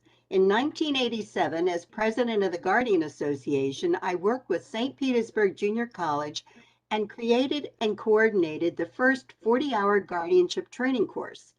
Since then, I have personally taught 134 courses. Over the years, I've been involved with guardianship training on the local, state, and national levels. While serving with the National Guardianship Association Board, I assisted in the development of the NGA Registered Guardian course and national exam. In 2010, I assisted with the development of the Florida 40-hour guardianship training program. Next. I prepared this presentation so you may have something to review later, since I will not have time to fully cover all of the material now. As you can see, the statute definition of a professional guardian is really quite sparse. Next. Although Chapter 744 outlines the required qualifications, it does not include what it takes to be a good guardian. Next. When I conduct a class, I always ask the students to talk about their background and why they want to become a guardian. Many are coming from the healthcare field, former teachers, therapists, some recently retired or in the process of looking to change a career. Many relate that they want a meaningful job, something more than just a paycheck. Next. It would be difficult to find any other profession that requires such a wide range of skills. Of course, first and foremost, a professional guardian is a surrogate decision maker. However, we also need to be everything from a detective trying to put the pieces of a person's life together to a magician that could use a magic wand to solve all of their problems. Next. Florida requires that the next of kin be considered first. So why are professional guardians appointed? Usually because there is no one else who is willing, able, or qualified to serve. Next. Guardians face many challenges while trying to perform their duties. Next. The most challenging are managing difficult cases, trying to coordinate and monitor services for wards who are mentally ill, have complex medical conditions, who are difficult to place, who wander, or who have little or no financial resources to deal with. Next. A major source of angst for guardians is making difficult decisions for the ward. It's very tough to make decisions for a person you know so little about and who may not have made advance directives to help guide you. Next. Another major challenge is dealing with the ward's family and friends. Although many are grateful for the guardian's assistance to their loved ones, there are some who are resentful, suspicious, and distrustful. Some harass and threaten the guardian and become angry when legal fees accumulate, when the guardian and the attorney must respond to their frequent and sometimes frivolous and unfounded complaints to the court, OPG, and the police. Next. Another source is applying for benefits. Pre-COVID, guardians could go in person to apply for benefits for their wards. Now it must all be done online. It is much more difficult, frustrating, and time-consuming, often resulting in long delays in receiving benefits. Next. Unreliable compensation for the work that we do is another area of stress. How many professions expect that a worker would perform services pro bono or not get paid for their services for 6 months or more? There are many guardians who have a 30 to 50% pro bono caseload. Next. Another source of stress is some court practices. Next. Many guardians have related that they are dealing with long delays in getting petitions and accountings approved through the court. One guardian related to me that it was 2 years before her accounting was reviewed and approved. Next. A major concern is the prohibition on using debit cards. You cannot use a check to order items online, and many businesses are not accepting checks. TrueLink cards may be an option, but there is a monthly fee, and some guardians have reported problems in them or their ward using them. We understand that there may have been some guardians who have misused the debit cards, but please don't create burdensome rules for all guardians because of the failure of a few guardians. Next. Basically, many guardians feel that the court rules and procedures manifest a lack of trust in the guardian's honesty and performance. Next. Recommendations for moving forward. Next. First, please determine what the problems are. How severe are they, and who is committing them? Is the majority of the problems with professional guardians, family member guardians? Are 5% of guardians causing 75% of the problems? What are the root causes of the problems, and what is needed to fix them? Next. I've already suggested some changes to the training program for professional guardians when I addressed you at the last meeting, but I would like to address the inadequacy of training for family member guardians. They are required to adhere to all aspects of Statute 744 and complete the same report forms as professional guardians, but they are only required to have 8 hours of training. And sometimes that is even waived by a judge. I suggest a minimum of 16 hours of training that includes more in-depth coverage for reports and when they need to apply for court approval. Every ward deserves a qualified guardian. Next. I previously mentioned a hands-on mentoring program for guardians that I created in 1992 and had 28 interns completed. I know it will work and will greatly benefit new guardians, and I'll be happy to discuss that with anyone after the presentation. Next. Another area that needs to be addressed is training for examining committee members. This should be expanded from 4 hours to 8 hours and should include training on the individual rights that can be removed from the individual, what each right entails, and how the removal of that right will affect the individual.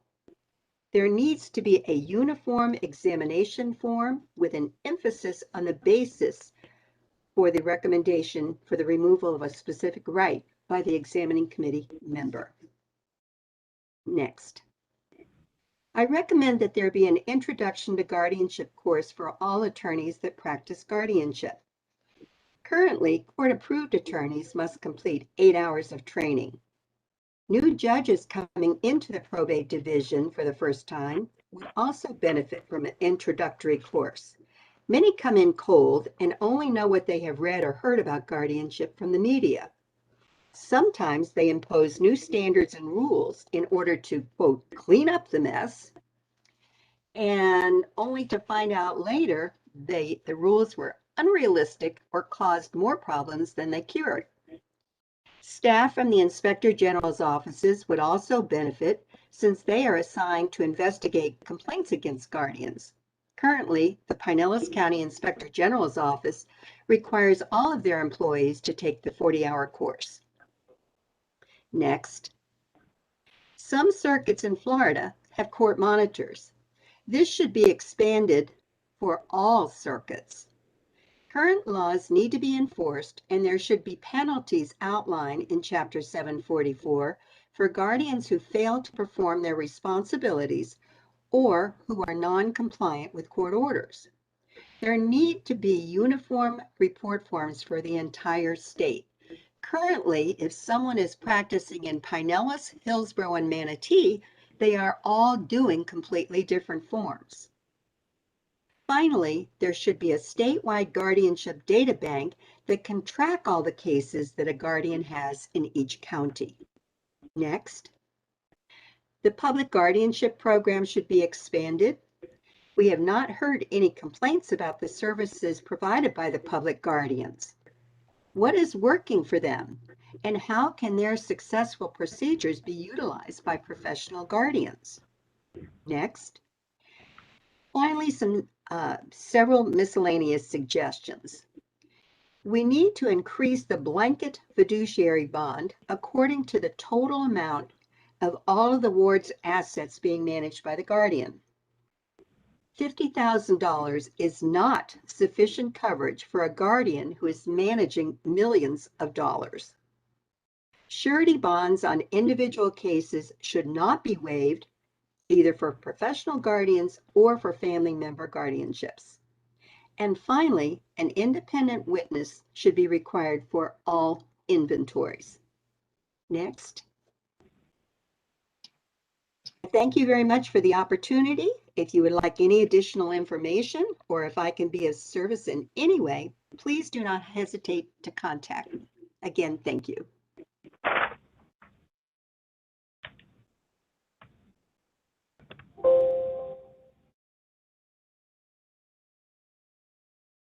We can't hear you, Ken. Ken, we can't hear you. Well, my wife wants to put me on mute all the time, so I put myself on mute this time. She does. I was singing the praises of Irene, thanking her for that excellent presentation. So well organized with some thoughtful recommendations. And Irene, thank you for putting the time into preparing that at very short notice. But something tells me you had a lot of it already, knowing your great knowledge on this topic. So thank you. Hillary, you have a question? And we're going to have just take this one question, then move on because we have to hear from the attorneys here too. Right, and thank you, Ms. Roush, for your presentation. I will just say, I really don't feel bad for, some for-profit guardians. Tracy Samuel Hudson made $250,000 in 10 months, which, is pretty good. Let me ask you, Ms. Roush, I do think that there is some secrecy. When you became president of the Pinellas County Guardianship Association, after the past president, Tracy Samuel Hudson, was arrested for exploitation of the elderly and other charges, I sent an application in to become a member with my credit card payment to become a member of the Pinellas County Guardianship Association, and my membership was declined. And I do believe that one and maybe the only prerequisite for being a member of the Pinellas County Guardianship Association is to be an advocate for the elderly, which I can say quite honestly, I personify. Can you tell me why I wasn't allowed to be a member of the Pinellas County Guardianship Association? Hillary, this is Ken. I'm sorry. This particular question is a personal question between you and the Pinellas. But Ken, I have been trying to get an answer from Ms. Roush for a long time. This is to get a guardianship perspective on professional guardian perspective on guardians, and I'm just going to put that question outside. It's really not a task force question. That's quite all right. Okay, so. We're going to move on to the court-appointed attorneys. We have, and I appreciate I have to say nice things about attorneys in Pinellas County because they file fees in the clerk's office, which I do appreciate. Jeff Essel is a partner at Bascom, Essel, and Reitmeyer. His practice areas include guardianship administration and litigation, probate administration and litigation, trust administration and litigation, fiduciary litigation, estate planning, commercial litigation, lot of litigation in business law. Jeff's a good guy, and he is on the list of court-appointed attorneys here in Pinellas County, and he is here to give us the perspective from a court-appointed attorney. Jeff, please take it away, and thank you for being with us today. Thanks, Ken. Can you hear me? Yes, we can. Perfect. Hi, everyone. My name is Jeff Eisel. I'm an attorney in Pinellas County, Florida. I am now on the court-appointed list for guardianships. My practice previously included mostly contested guardianships, and I'd say that's still the vast majority of our practice in guardianship is the high contest cases where we're representing either the petitioner or a respondent, one of the kids coming in on the case. I came in and wanted to get on the court-appointed list because I saw a need for those AIPs to be properly represented in court and have their rights protected in this awful situation going on in guardianship, which is never easy, never fun, usually a case of last resort, but their rights are paramount to what the court-appointed attorney is supposed to do. Can you go next, please? The statute on the court-appointed is fairly sparse here. If you look at 744-102, the attorney for the alleged incapacitated person means an attorney who represents the AIP. The attorney shall represent the express wishes of the alleged incapacitated person to the extent it's consistent with the rules regulating the Florida bar. This is something newer that's come along, and I think it's a good add to the statute. When you first come on the court-appointed bench or court-appointed rotation, you have to weigh what your job is, right? We have this potential issue out where someone might be exploited, or there's issues with this person's capacity, and then you represent that person, and their wishes and their wants are what your job is to litigate. And I saw that need, and I appreciated that need, that needed to be addressed with the court, and it needs to be zealously advocated. If you go on through the statute, what the court's required to do is appoint an attorney for each person alleged to be incapacitated in all cases involving a petition for incapacity or adjudication of incapacity. The AIP may substitute his or her own attorney for the attorney appointed by the court. I've run into this issue numerous times in my practice, whereby a guardianship would be instituted against someone. The court appoints someone to represent that person, and that person doesn't get along or doesn't agree with what that court-appointed attorney wants. That AIP still has the authority and the power to go hire their own counsel. Oftentimes, and I think how Pinellas and Hillsborough have handled it for the most part, is there's always the concern is, has someone set up that private counsel to come in and represent the AIP? Has one of the wrongdoers come in and done this? So oftentimes, both the court-appointed and the private counsel will co-litigate the rights of the AIP. I think that's a good medium because it protects the AIP on both sides. One of the concerns I have, honestly, with this statute is on the ETG route, right? Where we have an ETG, the court-appointed gets appointed 48 hours before the hearing, goes in, and there's just not enough time for the AIP to go get private counsel. And then after, let's say an ETG is appointed, there's always the concern about whether the AIP, who's now in an ETG, can go still hire their own private counsel. And that's come up numerous times in my litigation, in my experience. And I think that's something that probably can be addressed in the new guardianship statute that should be coming forth soon. Obviously, we have the issues with what the court-appointed counsel's job is. They go out and I always put eyes on the AIP.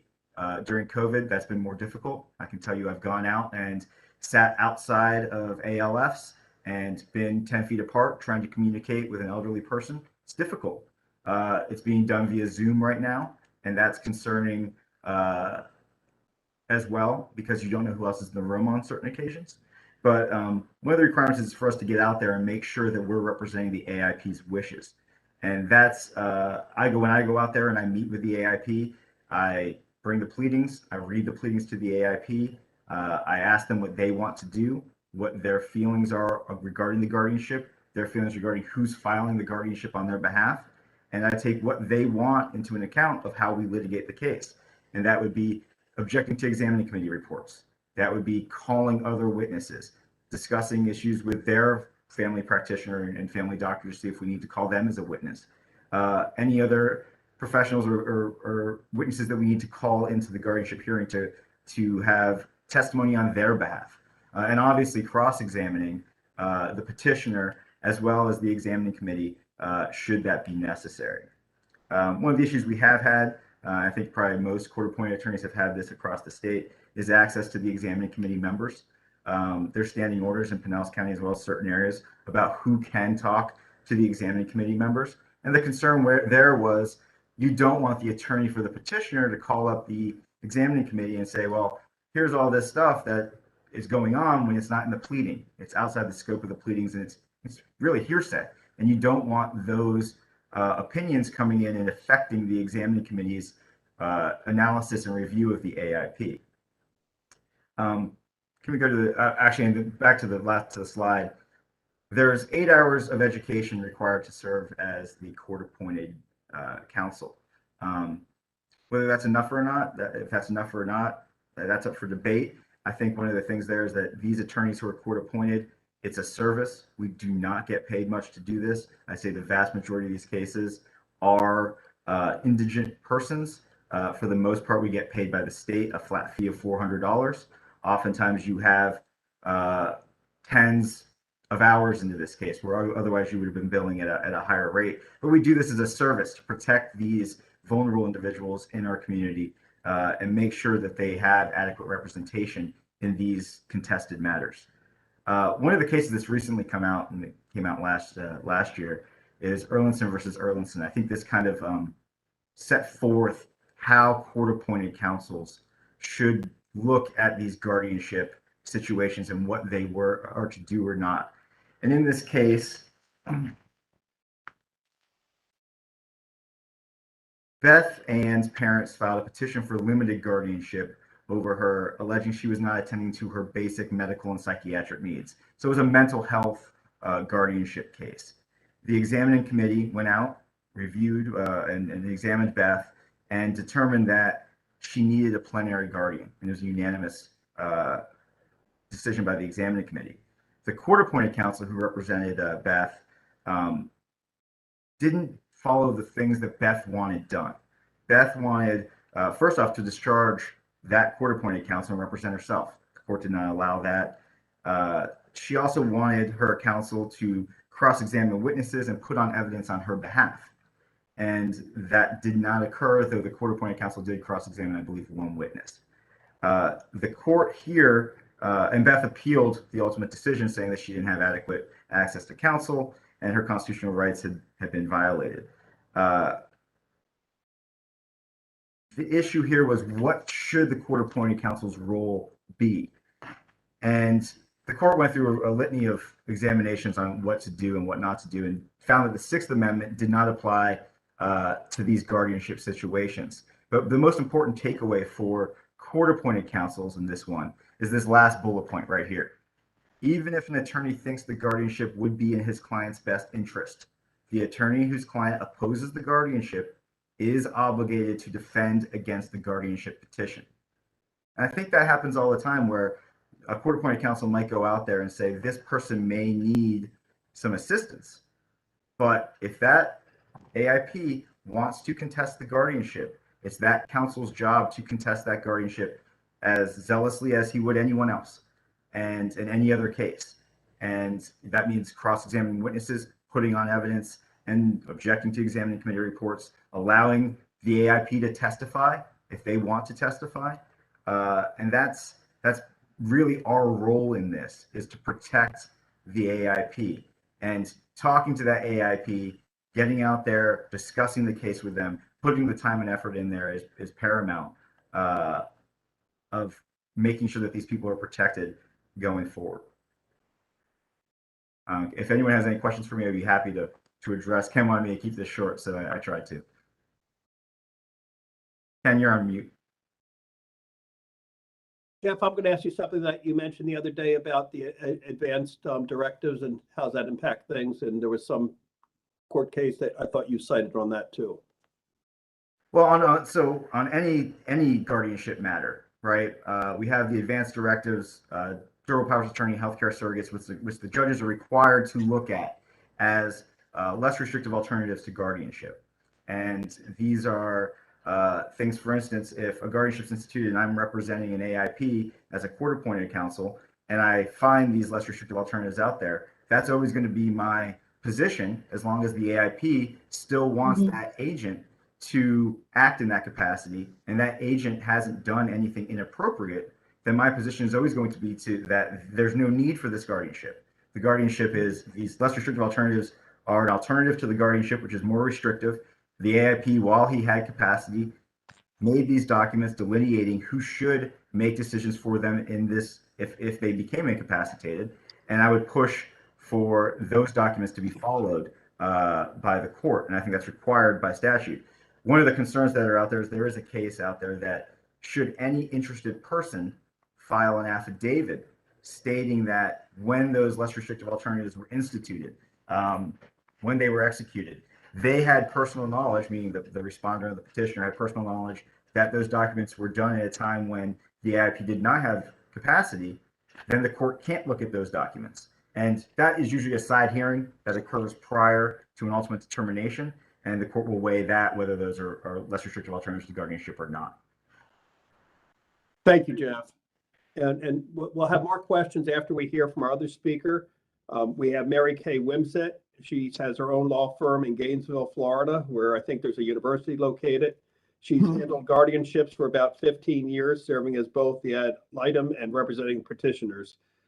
She yearly has 10 to 15 cases where she does represent the potentially incapacitated person before the court, and she is a court-appointed attorney for these folks. Mary Kay, thank you for taking the time to be with us today, and we look forward to your presentation. And you're on mute. That's I guess our favorite saying to this session here today. Nope, still can't hear you, Mary Kay. If you're like me, keep pushing buttons until it works, you know. Kimberly, can we give her any help here as to maybe why? She is unmuted on the Webex, so I'm not sure. Are you calling in or are you using your computer for audio?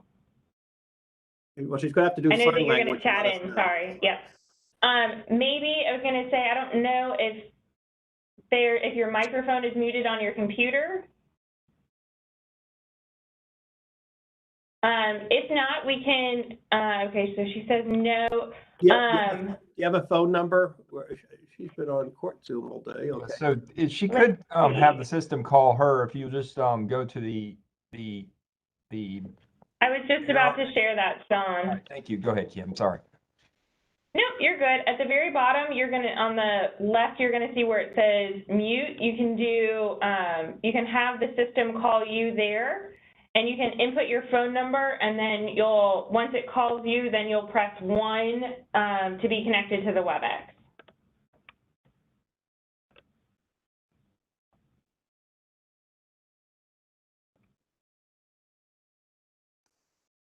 It looks like it's calling her now, so we should be good. This is where we say, don't let them see you sweat, Mary Kay. You know, I mean, really, the pressure's on here. Okay, let's see. We still can't hear her for some reason.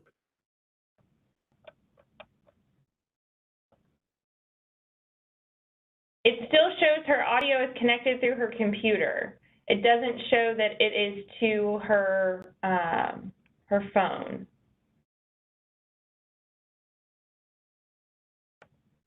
Let's see.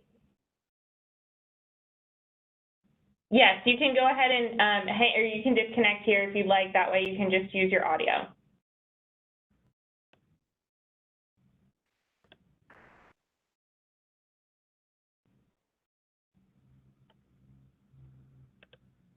Hear me now? Yay! There we go. Yes, we got you.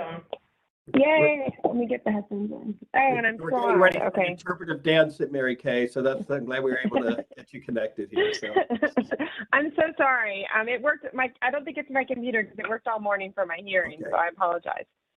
Thank you so much for inviting me to speak today. I act as a court-appointed attorney for AIPs and guardianship proceedings, and I practice primarily in the 8th Circuit, but I also have cases in the 3rd and the 5th as the petitioner for the guardian. I do also handle a large number of guardianships representing the petitioner. So I would say, I haven't counted, but I would say my practice is pretty even in terms of the number of cases. In the 8th Circuit, in order to be appointed by the court, there's a minimum level of experience required. And in fact, at this point, there are only 3 of us who have enough cases to serve in the 8th Circuit. I'm not sure about the 3rd and the 5th, but I'm certainly happy to get that information for the committee if you'd like. Those cases where I've served have been privately retained by the AIP. It is a limited appointment for the initial guardianship proceedings, and I think that's important for folks to understand. We are traditionally dismissed from the case once the guardianship is established and the depository is established and everything, the initial plan has been filed. But I have occasionally been reappointed on behalf of the ward at that point for a restoration. So, and those have come in a couple of different forms. I have filed them. The ward has reached out to me, and so I have filed a petition to be reappointed, or a family member. And so there's different ways that those cases have become re-involved in a case. I am concerned to hear that there are these allegations of court-appointed attorneys, rubber stamping all guardianships, because that's certainly not the case in my circuit. I have a duty of care to the AIP to ensure that there is due process in the guardianship and that their rights are protected. And over the years, I've had numerous cases where I have contested the guardianship on behalf of the AIP.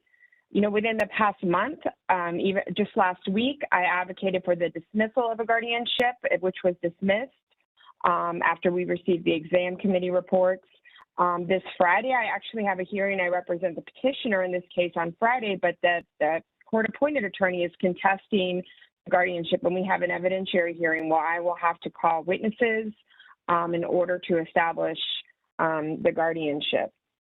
My practice is similar to Jeff's in that I always have a face-to-face meeting with the AIP.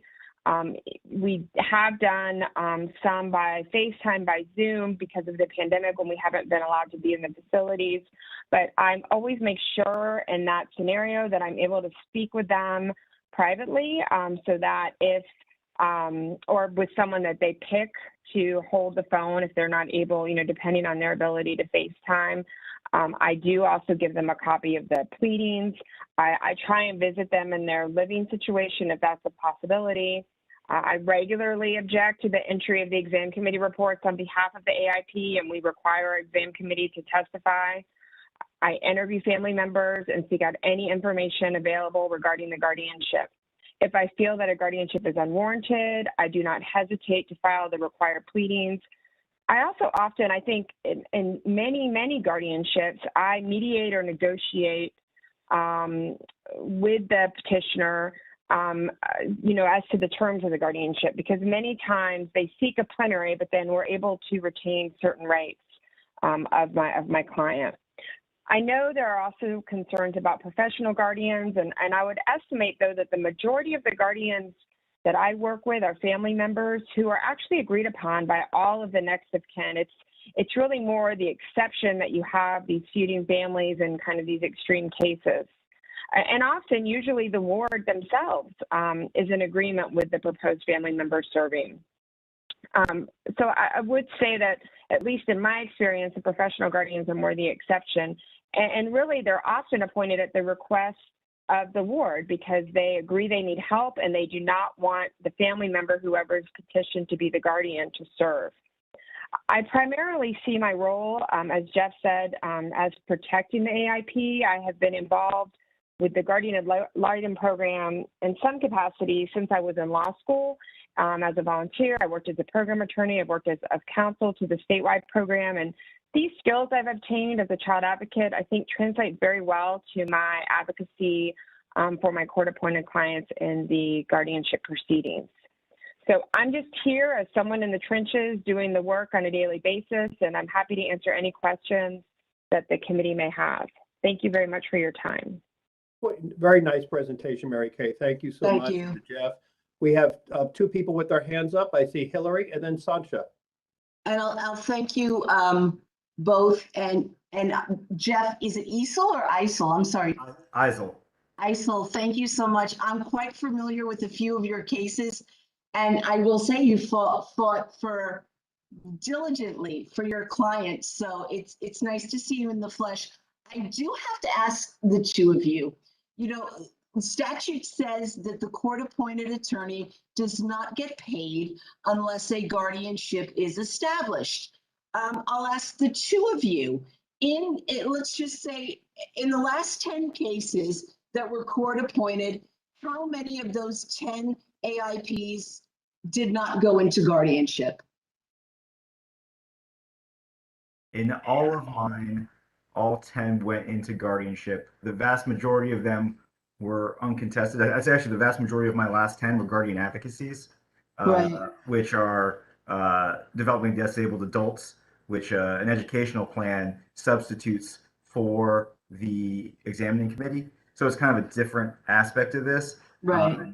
But all for my last 10, they've all gone into guardianship. I can tell you, the monetary aspect of it, at least for me, has no impact on me.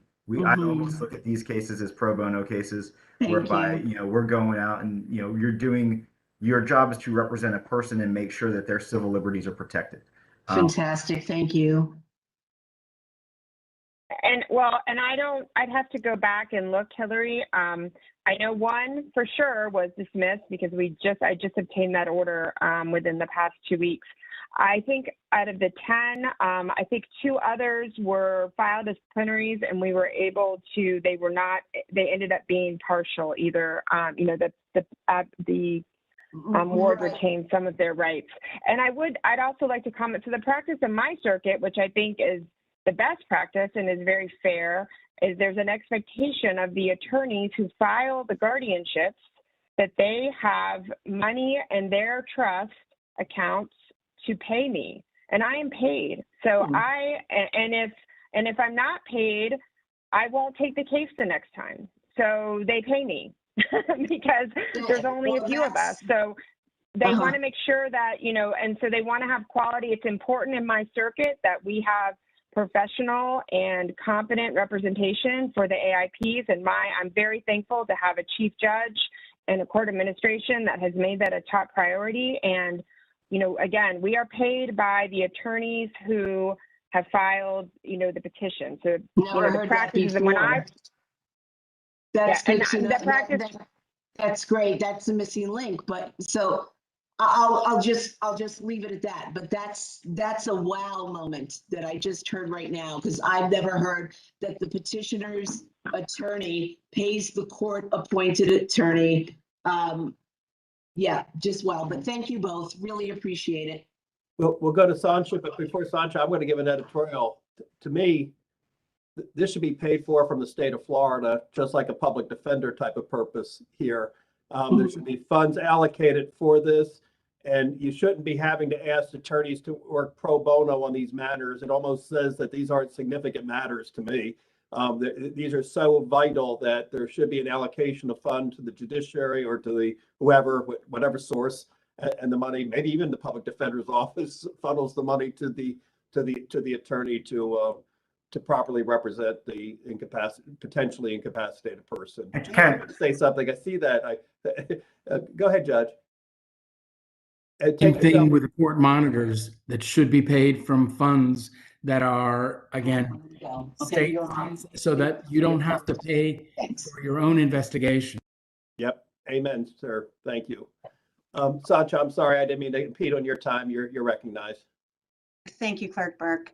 And thank you to both of the attorneys who have spoken to us today.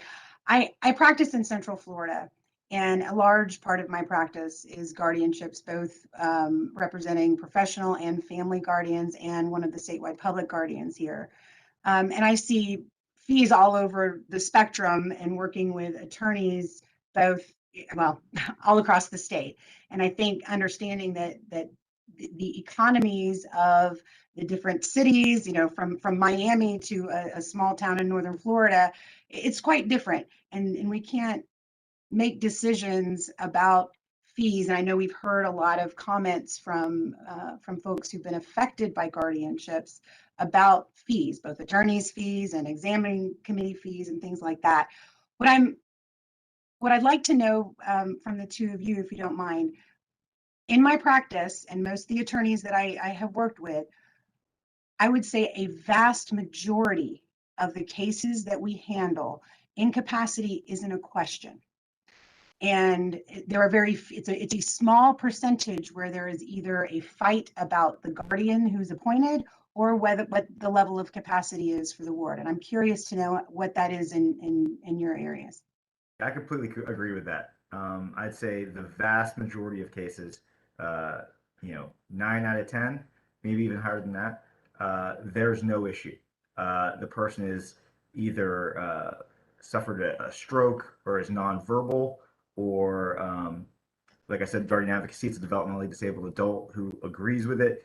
And the court-appointed attorney's job is to go out there and make sure that what the petitioner has alleged is actually true, right? And that the client is enabled to articulate. And I still go out there, I still see them, I still talk to the doctors, I still even read them the notice to make sure that there's nothing there. I ask if there's ever been, are they able to write? Are they hard of hearing? Are they blind? Just to see if there's any way to communicate with them.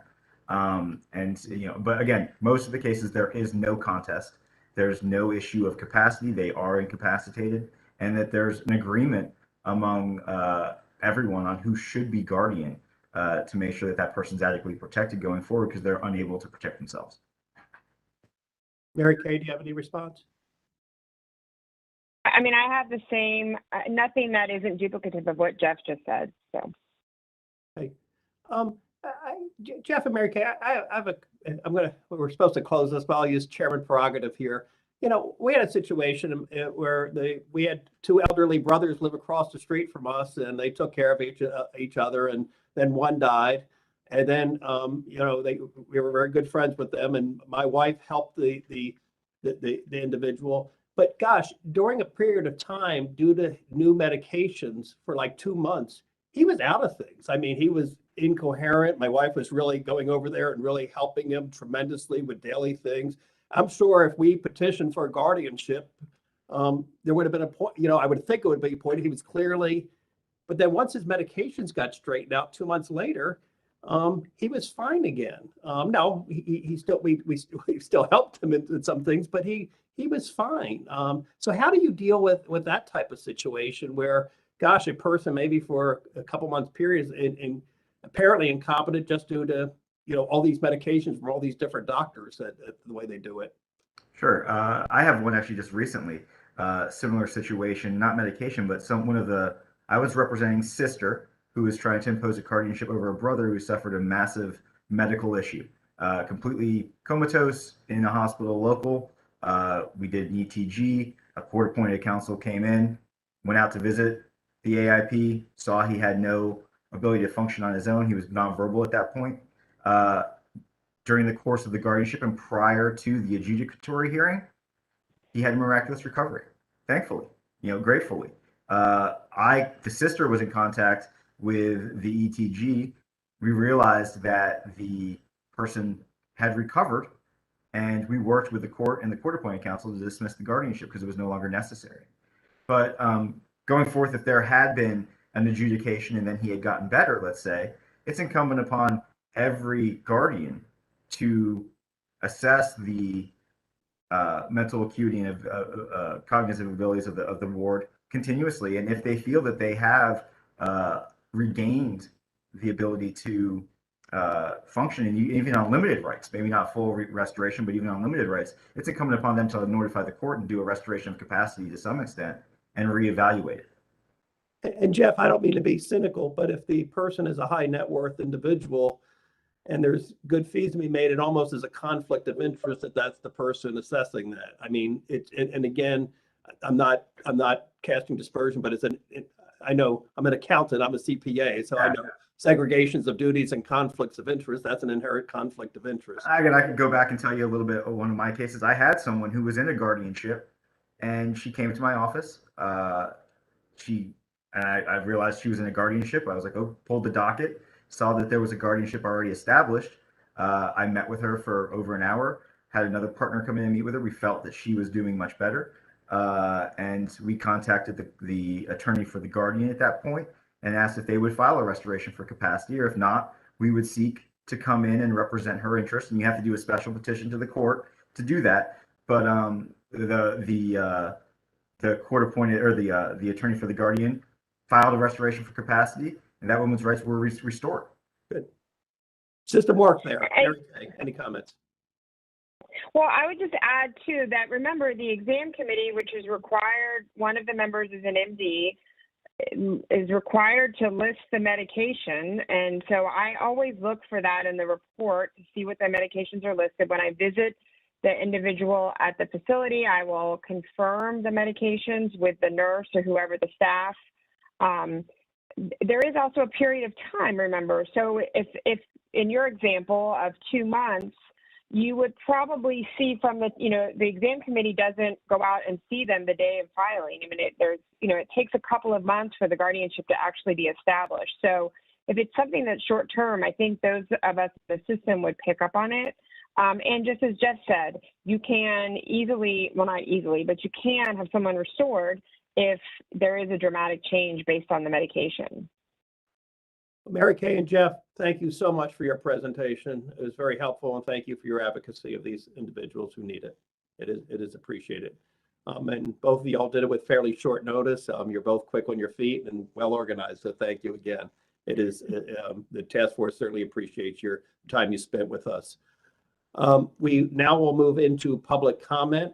And Kimberly, we first want to recognize Patty Reed for public comment. And I know task force members were way over time, but I'm going to ask your indulgence to stay on until 2:30, and we'll cut off public comment at that time. Hopefully we'll hear from everyone. Patty Reed, you're recognized.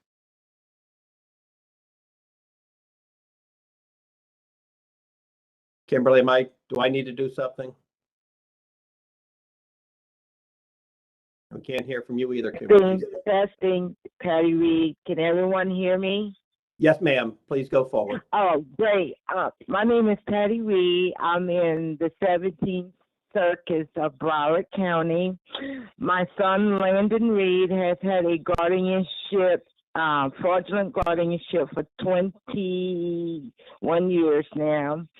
And I've seen how they do the accountings, and I don't think that when I look at them, I've had firsthand knowledge of the accountings. They don't even add up to the accounting principles. You have in the circus, you have a guardianship. A guardianship matter can go probate, but never a probate matter goes guardianship.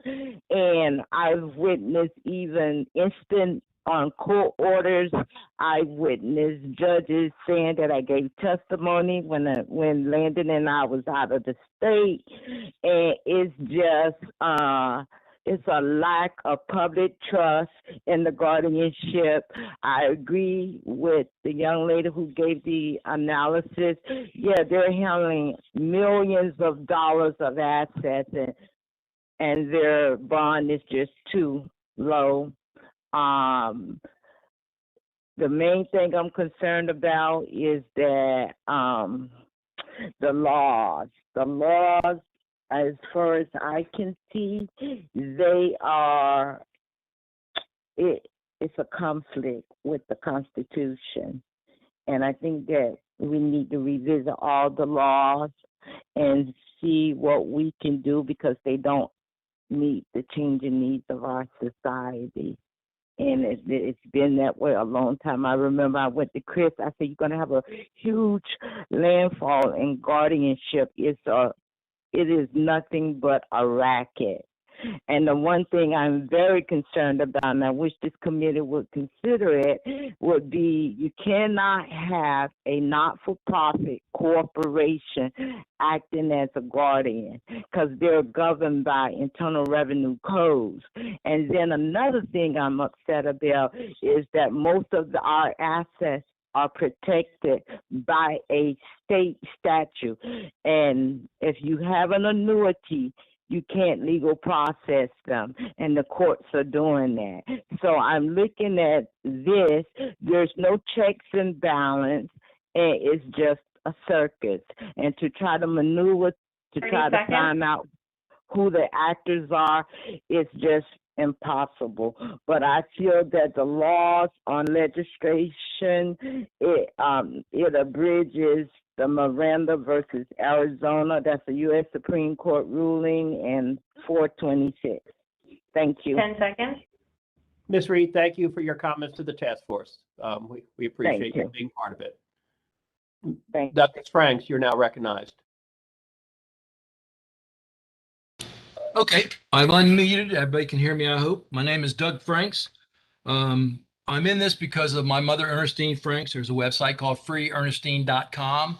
I have sent a video that I was hoping that would be played today, but it will eventually get played around the world, you know, so that people will see 1 month after my mom has been declared totally incapacitated, how truly incapacitated she really was, which is not at all. There are also the 3 video links. They have been sent to all of you, so you'll be able to review and see how someone is diagnosed to be not have any capacity and to lose all their rights, to lose $2 million, to lose 4 years and 3 months of being isolated. Now, my mom got to court. She got to testify. She had advance directives. She went to a neurologist. My mom had everything that none of these other people get to have, and it still failed her. If it happens to one person in the state of Florida, that's one person too many. And I'm sure my mom's case is just one of thousands that happen in the United States. What happens to the lawyers? Let me see. Shante Jones, you said we use the word bad players. We don't use the word criminals. You know what? There are criminals. There aren't bad players in this. But the problem is attorneys and judges are not held accountable. Who do you go to? Let me give you a quick analogy. It's kind of like a cop beating someone to death and saying, hey, we're going to go to internal affairs. No, we don't have it. We have the police union. The police union will look at this. And let's just say the police union's in some place in Mississippi and they're all racist and the guy was black and hey, you know, no, nothing was wrong. Cops, attorneys don't get held accountable. You know, and when Jeff Iso was talking, it's an alternative universe he's talking about. Steve Quinnell, my mom's attorney, he was fired, but he got to stay on. And my mom went to another attorney, was going to hire her. Steve Quinnell out of Pensacola contacted her and say, don't take it. Steve Quinnell played with his iPad, which he's real proud about, all during the court case, and never defended my mom's advance directives, her court testimony, the evaluation that a neurologist did in between the first and last day of court that said that she had a sound 30 mind seconds. and she could make these decisions. Again, I talk about my mom a lot, but it's going to be everybody in the state of Florida that goes through this. Again, she had the very best opportunity to get out of something or not to go into something like this, and she didn't have a snowball's chance in hell. It was made up, and Jan Shackworth, the judge, made her decision, and that was it. So $2 million and 4 years, 3 months isolation. Got to be with my mom 45 days, and she died in my arms.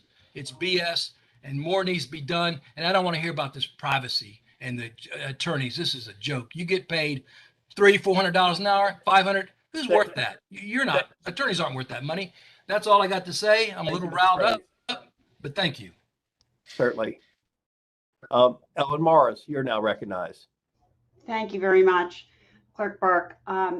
I am a past chair of the elder law section of the Florida Bar. I've been practicing law for 31 years. I am down in South Florida in the Tri-County area. I was also a prosecutor for Janet Reno in Miami-Dade in the beginning of my career. I want to say that we in our office and the attorneys across the state believe that guardianship is the court of last resort. And we would love nothing more than all of the citizens of the state of Florida to execute proper advance directives, including a pre-need designation of guardian and trust and everything else so that we're not in that situation. But in my 31 years of experience, I can also tell this task force, and I hope the task force will think about it this way, is that everything is governed by legislation. We need statutes, we need rules, and that's what attorneys follow, statutes and rules. And we also answer to the Florida Bar for any unethical behavior that an attorney may engage in. There's suspensions, there's disbarment, there's a whole procedure for attorneys. But without the guardianship system, there are many people who would not have anyone to care for them, for their person or their property. Guardianship is a necessary legal avenue in Florida for these individuals. And what the task force needs to look at, in my opinion, is number one, the protection of the wards and their privacy, and whether or not Giraffe is enough, you know, I'll leave that up to the rest of you. Right now, we have serious concerns about Giraffe.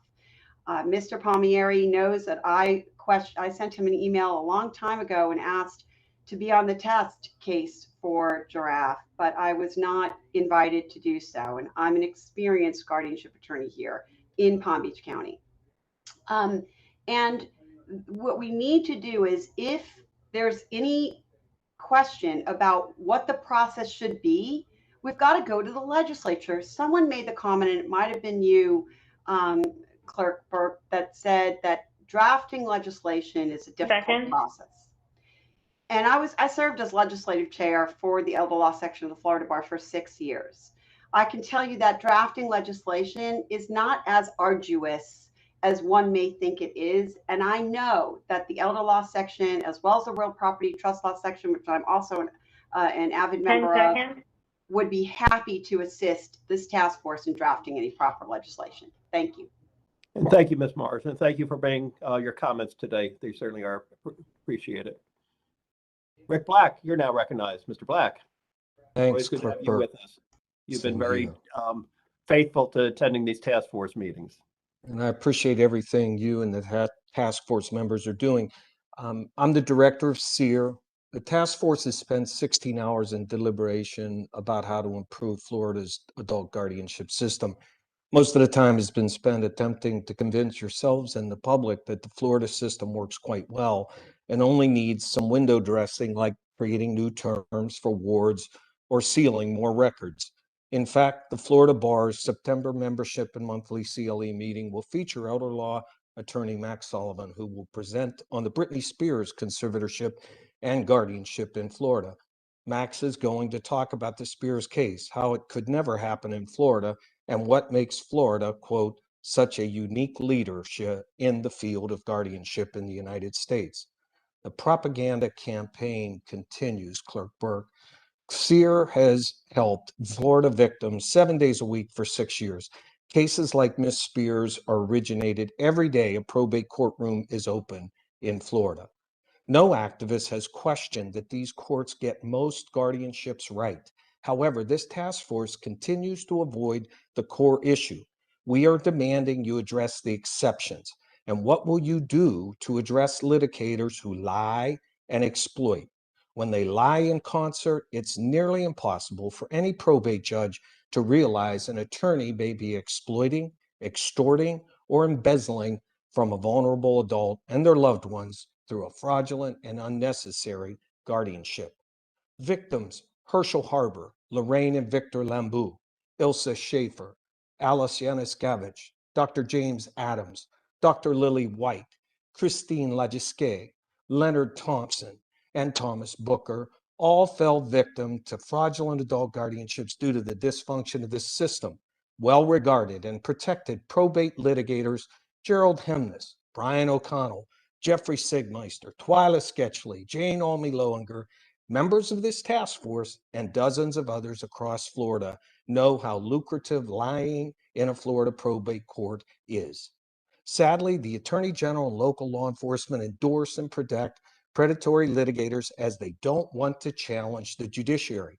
Just this morning, Hillsborough County Sheriff's Office elder fraud intake specialist Selena Jones reported that Hillsborough County Sheriff's 30 Office seconds. would not be investigating victim Christine Lagisquet's complaint or her fired caregiver, Georgina James, for reporting her exploitation or any other case under the jurisdiction of Hillsborough County Probate Court. If a probate court judge blesses exploiters, law enforcement will too. The Florida State Bar and every predatory probate litigator in the state knows that reality too.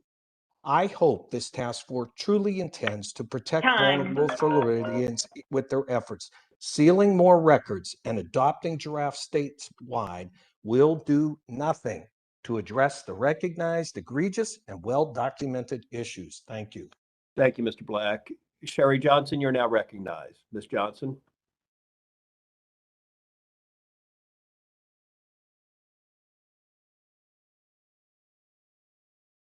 Sherry Johnson.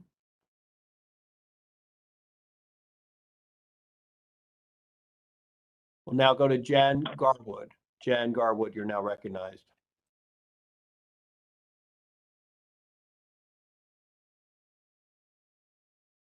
Jan Garwood.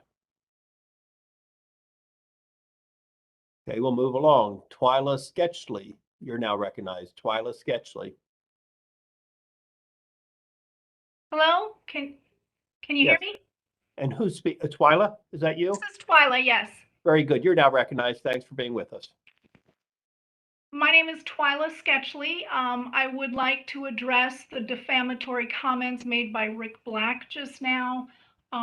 This is the kind of abuse and threats that me and my fellow attorneys who protect elders and do guardianship in this state withstand. You actually have a member on your task force who is part of that group and part of the attacks.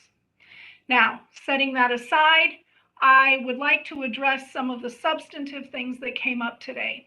The Giraffe program, clearly a lot of effort and work has been put into that, and I think it's a good start. I have some concerns about the attorney-client privilege and the privacy side, but I think that with some more work, those can be addressed. In the meantime, I would like to suggest one thing that Giraffe does that it doesn't do on the front end is it only collects monetary information. In the e-filing system itself, we could find the information that leads to this pipeline to guardianship. When you file a civil case, you have to fill out information that is a civil cover sheet, and it asks you certain information about the kind of case and the amount of money that you're doing. I think we could do that on the front end of the e-filing system in guardianship, just like that civil cover sheet. We could ask the relationship of the filer to the ward. For instance, is it a healthcare provider, a family member, a community member, somebody like that? We could have some set categories. We could ask the reason for filing the guardianship. Is this due to exploitation, medical issues, developmental disability, etc.? We could also ask the type of guardianship. Right now, you just have guardian of the person or you have guardianship. You could ask guardian advocacy, you could ask limited, you could ask guardian of the person, guardian of the property, or plenary.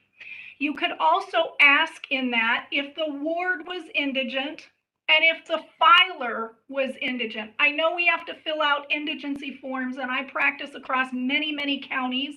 And in every single county I practice, the way the clerk's offices process those indigency forms and whether or not they assess fees is different in literally every single county. So if we just had that information collected at the beginning, we'd be able to identify some of the pipeline. In addition, I don't understand why more courts, which could be prompted by the clerks, don't require restricted depositories for assets in excess of $15,000.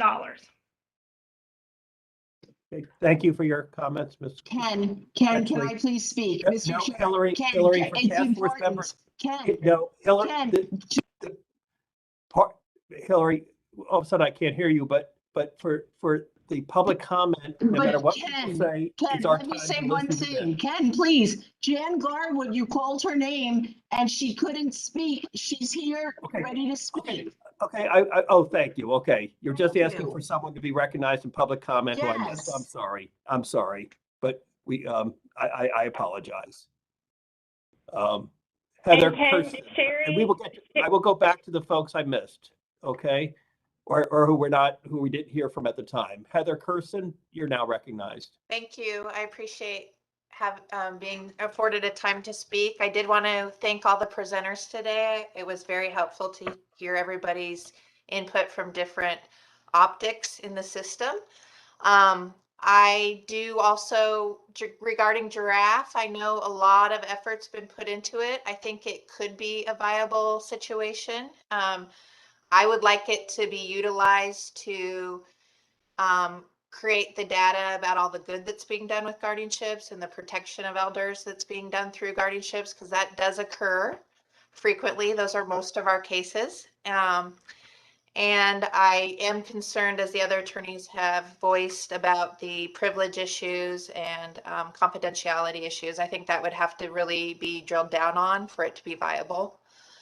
Also want to reiterate the need for legislation, because we have a guardianship statute. As attorneys, we practice according to case law and the statute.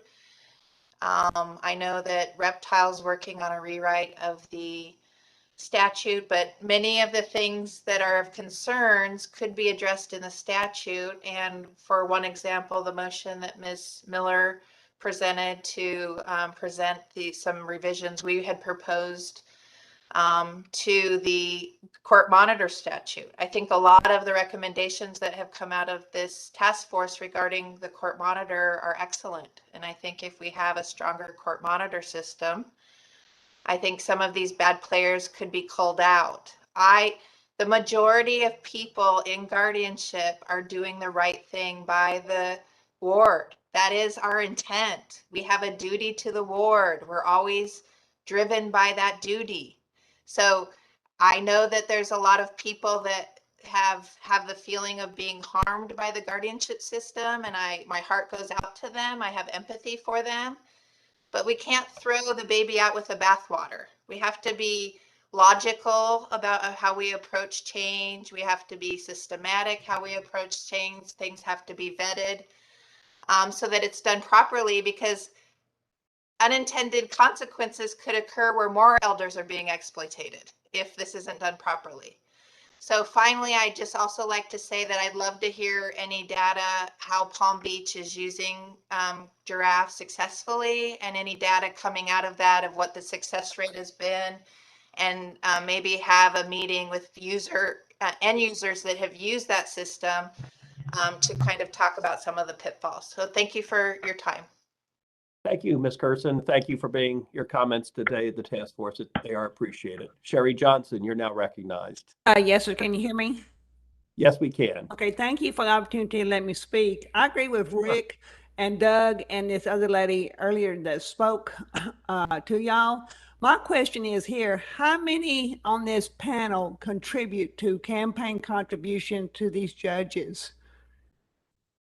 And my next question is, how many benefit from giving campaign contributions to the judges for referrals for guardianships? My next question is, why are we even having a guardianship proceeding? This is a legal procedure.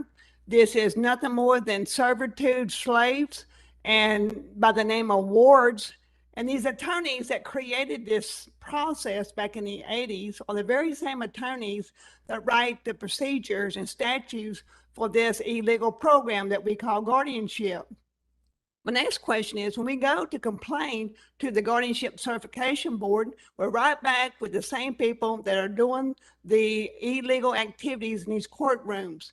We go to the judges, they're a member of the bar cabal. We go to the medical doctors, they are a member of the medical cabal. We go to our representatives, and we're right back at the American Bar Association, exploiting our family members.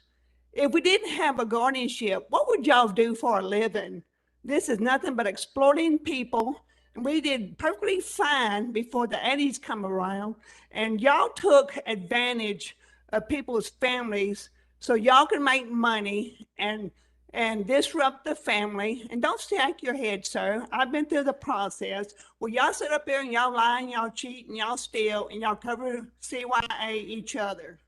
Thank you for your time. And why don't y'all just go out there and get all these homeless people by the thousands and protect them from drug dealers and filth on the streets instead of bothering people that just want to be left alone, that had their wills and their estates all in place, and y'all come along and just mess everything up. Thank you for your time. Thank you, Ms. Johnson. Thanks for being with us today. Jan Garwood, are you now part of the call? I am, please. I really want to get out here. I really want to speak against Rebecca Fierle and Denise Willis, who is still going after, I believe there's 6 people here in Orange County, and I'm scared to death for them. I've lost everything. And I mean, including my children, they have to back off. They're afraid of what you'll do to them. I had a trust fund with a lot of money in it. Somebody found out. I went into it. They put me, but what should I say? I was sitting in my house, minding my own business. My doorbell rang, and Rebecca Fierle put out her hand and said, "Give me the keys to your house. You're coming with me." And that was how it started. They put me into an assisted living and a mental ward. I was locked away until COVID hit. The doctor there was very influential in getting me out. He donated a day of his time to come over and do a 6.5-hour competency test on me and proved me to be 100% competent, did not need to be in there. Hillary Hogue saw my begging ad. I went on Facebook and I said, "Help, is there anyone out there who can help me? I'm locked up in the palms of Longwood and I can't get out. My guardian put me here. Someone help." And she did. And it's just unbelievable what I've been through, what I've lost. My house is gone.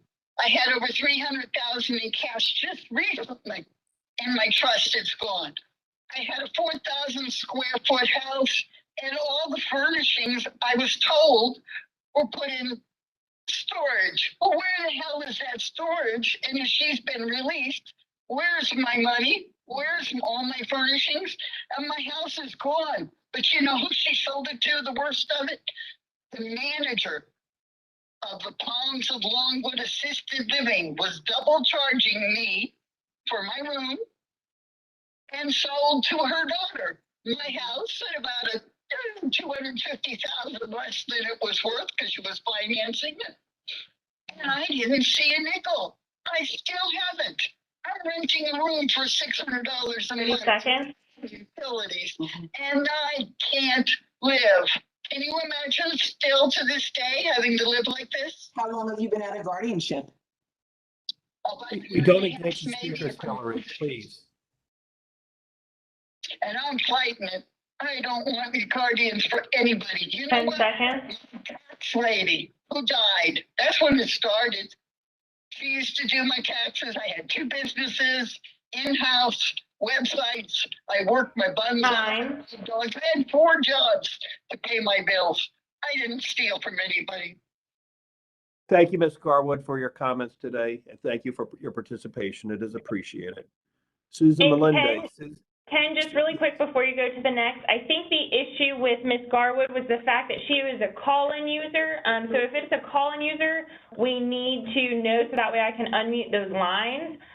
Otherwise, we're not going to be able to know that they're wanting to still speak. Okay. We're running out of time, so we're going to recognize Susan Melendez, and then Teresa Kenny, and then Mary Kay to finish us off. Those are the last 3 that we have time for, and I apologize for anyone who's not going to be heard today. Okay. So Sue, you're recognized. Thank you, Ken. This is Sue Melendez. I am with Justice for All Florida Incorporated. I'm also a daughter, a healthcare surrogate, a trustee, and had DPOA of my mother that was blind for 5 years, and now my 93-year-old father, which we get dragged back into court again today. and get to spend the afternoon at the DMV because of a sibling that lives in Massachusetts that never had any interest in the care of either of my parents. And unlike some of the statements today, and similar to Doug's story and many other stories, my parents had advanced directives. My parents had an estate plan. My father was a firefighter EMT for 31 years and went out on a disability because he's illegally deaf. Yet the courts have denied my father ADA accommodations. So when you talk about us needing laws and statutes, we have federal laws. We have laws and statutes within the state of Florida. But I can promise you, in probate court, they are not adhered to. They are not followed to. We have a case in the second DCA where we have to argue and pay money and expense and take time off of work to argue a statute that says an alleged incapacitated person may substitute their attorney. And that happens every single day in court when it's the people that litigate and do this for a living to make money. But when it's somebody that comes in to represent a poor soul like my father that worked his whole life for his own retirement and his own savings, he was told, no, you cannot have the attorney that you choose to have, even though we all know it's the AIP and potentially the ward whose money pays for these attorneys, that pay for the guardians, that pay for the ETGs, that pay for the committee members. And if your money is going toward hiring a person, you should get a say as to who that person would be. And no, you don't get to stipulate on behalf of a person the day that they go to court for these emergency hearings, when in fact, there's no emergency. We were months into the hearing that we never even needed an emergency guardian, and it got extended and extended and extended, which is also not Florida statute. So we are the poster children for what it looks like to have a loving family, advanced directives, and then we can argue semantics that just because somebody doesn't like another person, just because somebody wants to make false accusations, that we can put somebody into guardianship, keep them into guardianship, and then turn around after a year and a half, say that the person now requires a plenary guardianship. It is shameful, and it needs to stop. And you're ruining these elderly people's lives, let alone their family. Thank you very much. I appreciate the opportunity. Thank you, Sue, for your comments, and thank you for your participation in every one of our meetings. Teresa Kinney, you're now recognized. Yes, hi, this is Teresa Kennedy, founder of Elder Dignity. I support open records, fee caps for guardians and attorneys, and greater financial oversight. Giraffe is interesting, and depending on who has visibility and what triggers audits. In my aunt's case, Dr. Lily Sykes-White, there were over 1,000 pleadings over the 8 years of the fraudulent guardianship. This should have been resolved as a simple trust issue, but the estranged granddaughter's attorneys made it a family dispute to bring it under guardianship jurisdiction. I want to read a part of a motion filed by the attorney for the court-appointed guardian. It came across my mother's email, but I don't think they intended for my family to see it. There are no names. There have been multiple duplicative and unnecessary pleadings filed. Every time a motion is filed, it is drafted by and ultimately sent to multiple attorneys, all of whom may claim that their work in preparing and or reviewing the motion somehow benefits the ward, and that therefore the guardianship and or the trust owes said attorney or attorneys money for preparing, reviewing, responding to, collaborating with others about, and or arguing about said matters. As the judge said at the November 2017 status conference, the guardianship and or trust should not be considered to be a cash cow that exists for the benefit of lawyers to receive payments for services that constitute churning and or which primarily benefit the interested party and her attorneys. A month later, the same attorney filed an emergency motion to require parties to mediate. So they wanted all the attorneys to get together to divide my aunt's estate. And she stated that the law firm, basically for the granddaughter and the court-appointed attorney, had made demands on the guardian's trustee to pay fees out of the monies possessed by Lily White Trust in the amount that thus far collectively equals roughly 30% of the value of the liquid assets of the trust and guardianship. The final amount of these claims will undoubtedly be higher. So these, when we saw this, we sent it to the clerk, and I had a conversation about what triggers an audit and who provides real oversight. This is an example of financial exploitation via vexatious litigation and blatant overspending while my aunt was silenced and isolated from her loved ones. She was treated like a human trafficking victim. We must have transparency, accountability, and humanity in the adult guardianship system. A senior's estate should not be used as a cash cow, and we need greater oversight to prevent that. Thank you. 10 seconds. Thank you, Ms. Kenny, for your remarks, and thank you for participation in today's task force meeting. I think I misread it. Mary Kay was one of our speakers. She's not asking for public comments unless I'm wrong. Mary Kay, if you're still on and wish to make public comments and I'm in error, please let me know. I didn't think so. Okay. I want to thank the task force members. As was reported earlier, Kimberly's going to be sending out the information on our in-person meeting. Appreciate everyone's participation there. A lot of work's going to be done there. And thank you for your attendance here at today's meeting and for the speakers who presented. Great job, everyone. Y'all take care. Have a good rest of the week.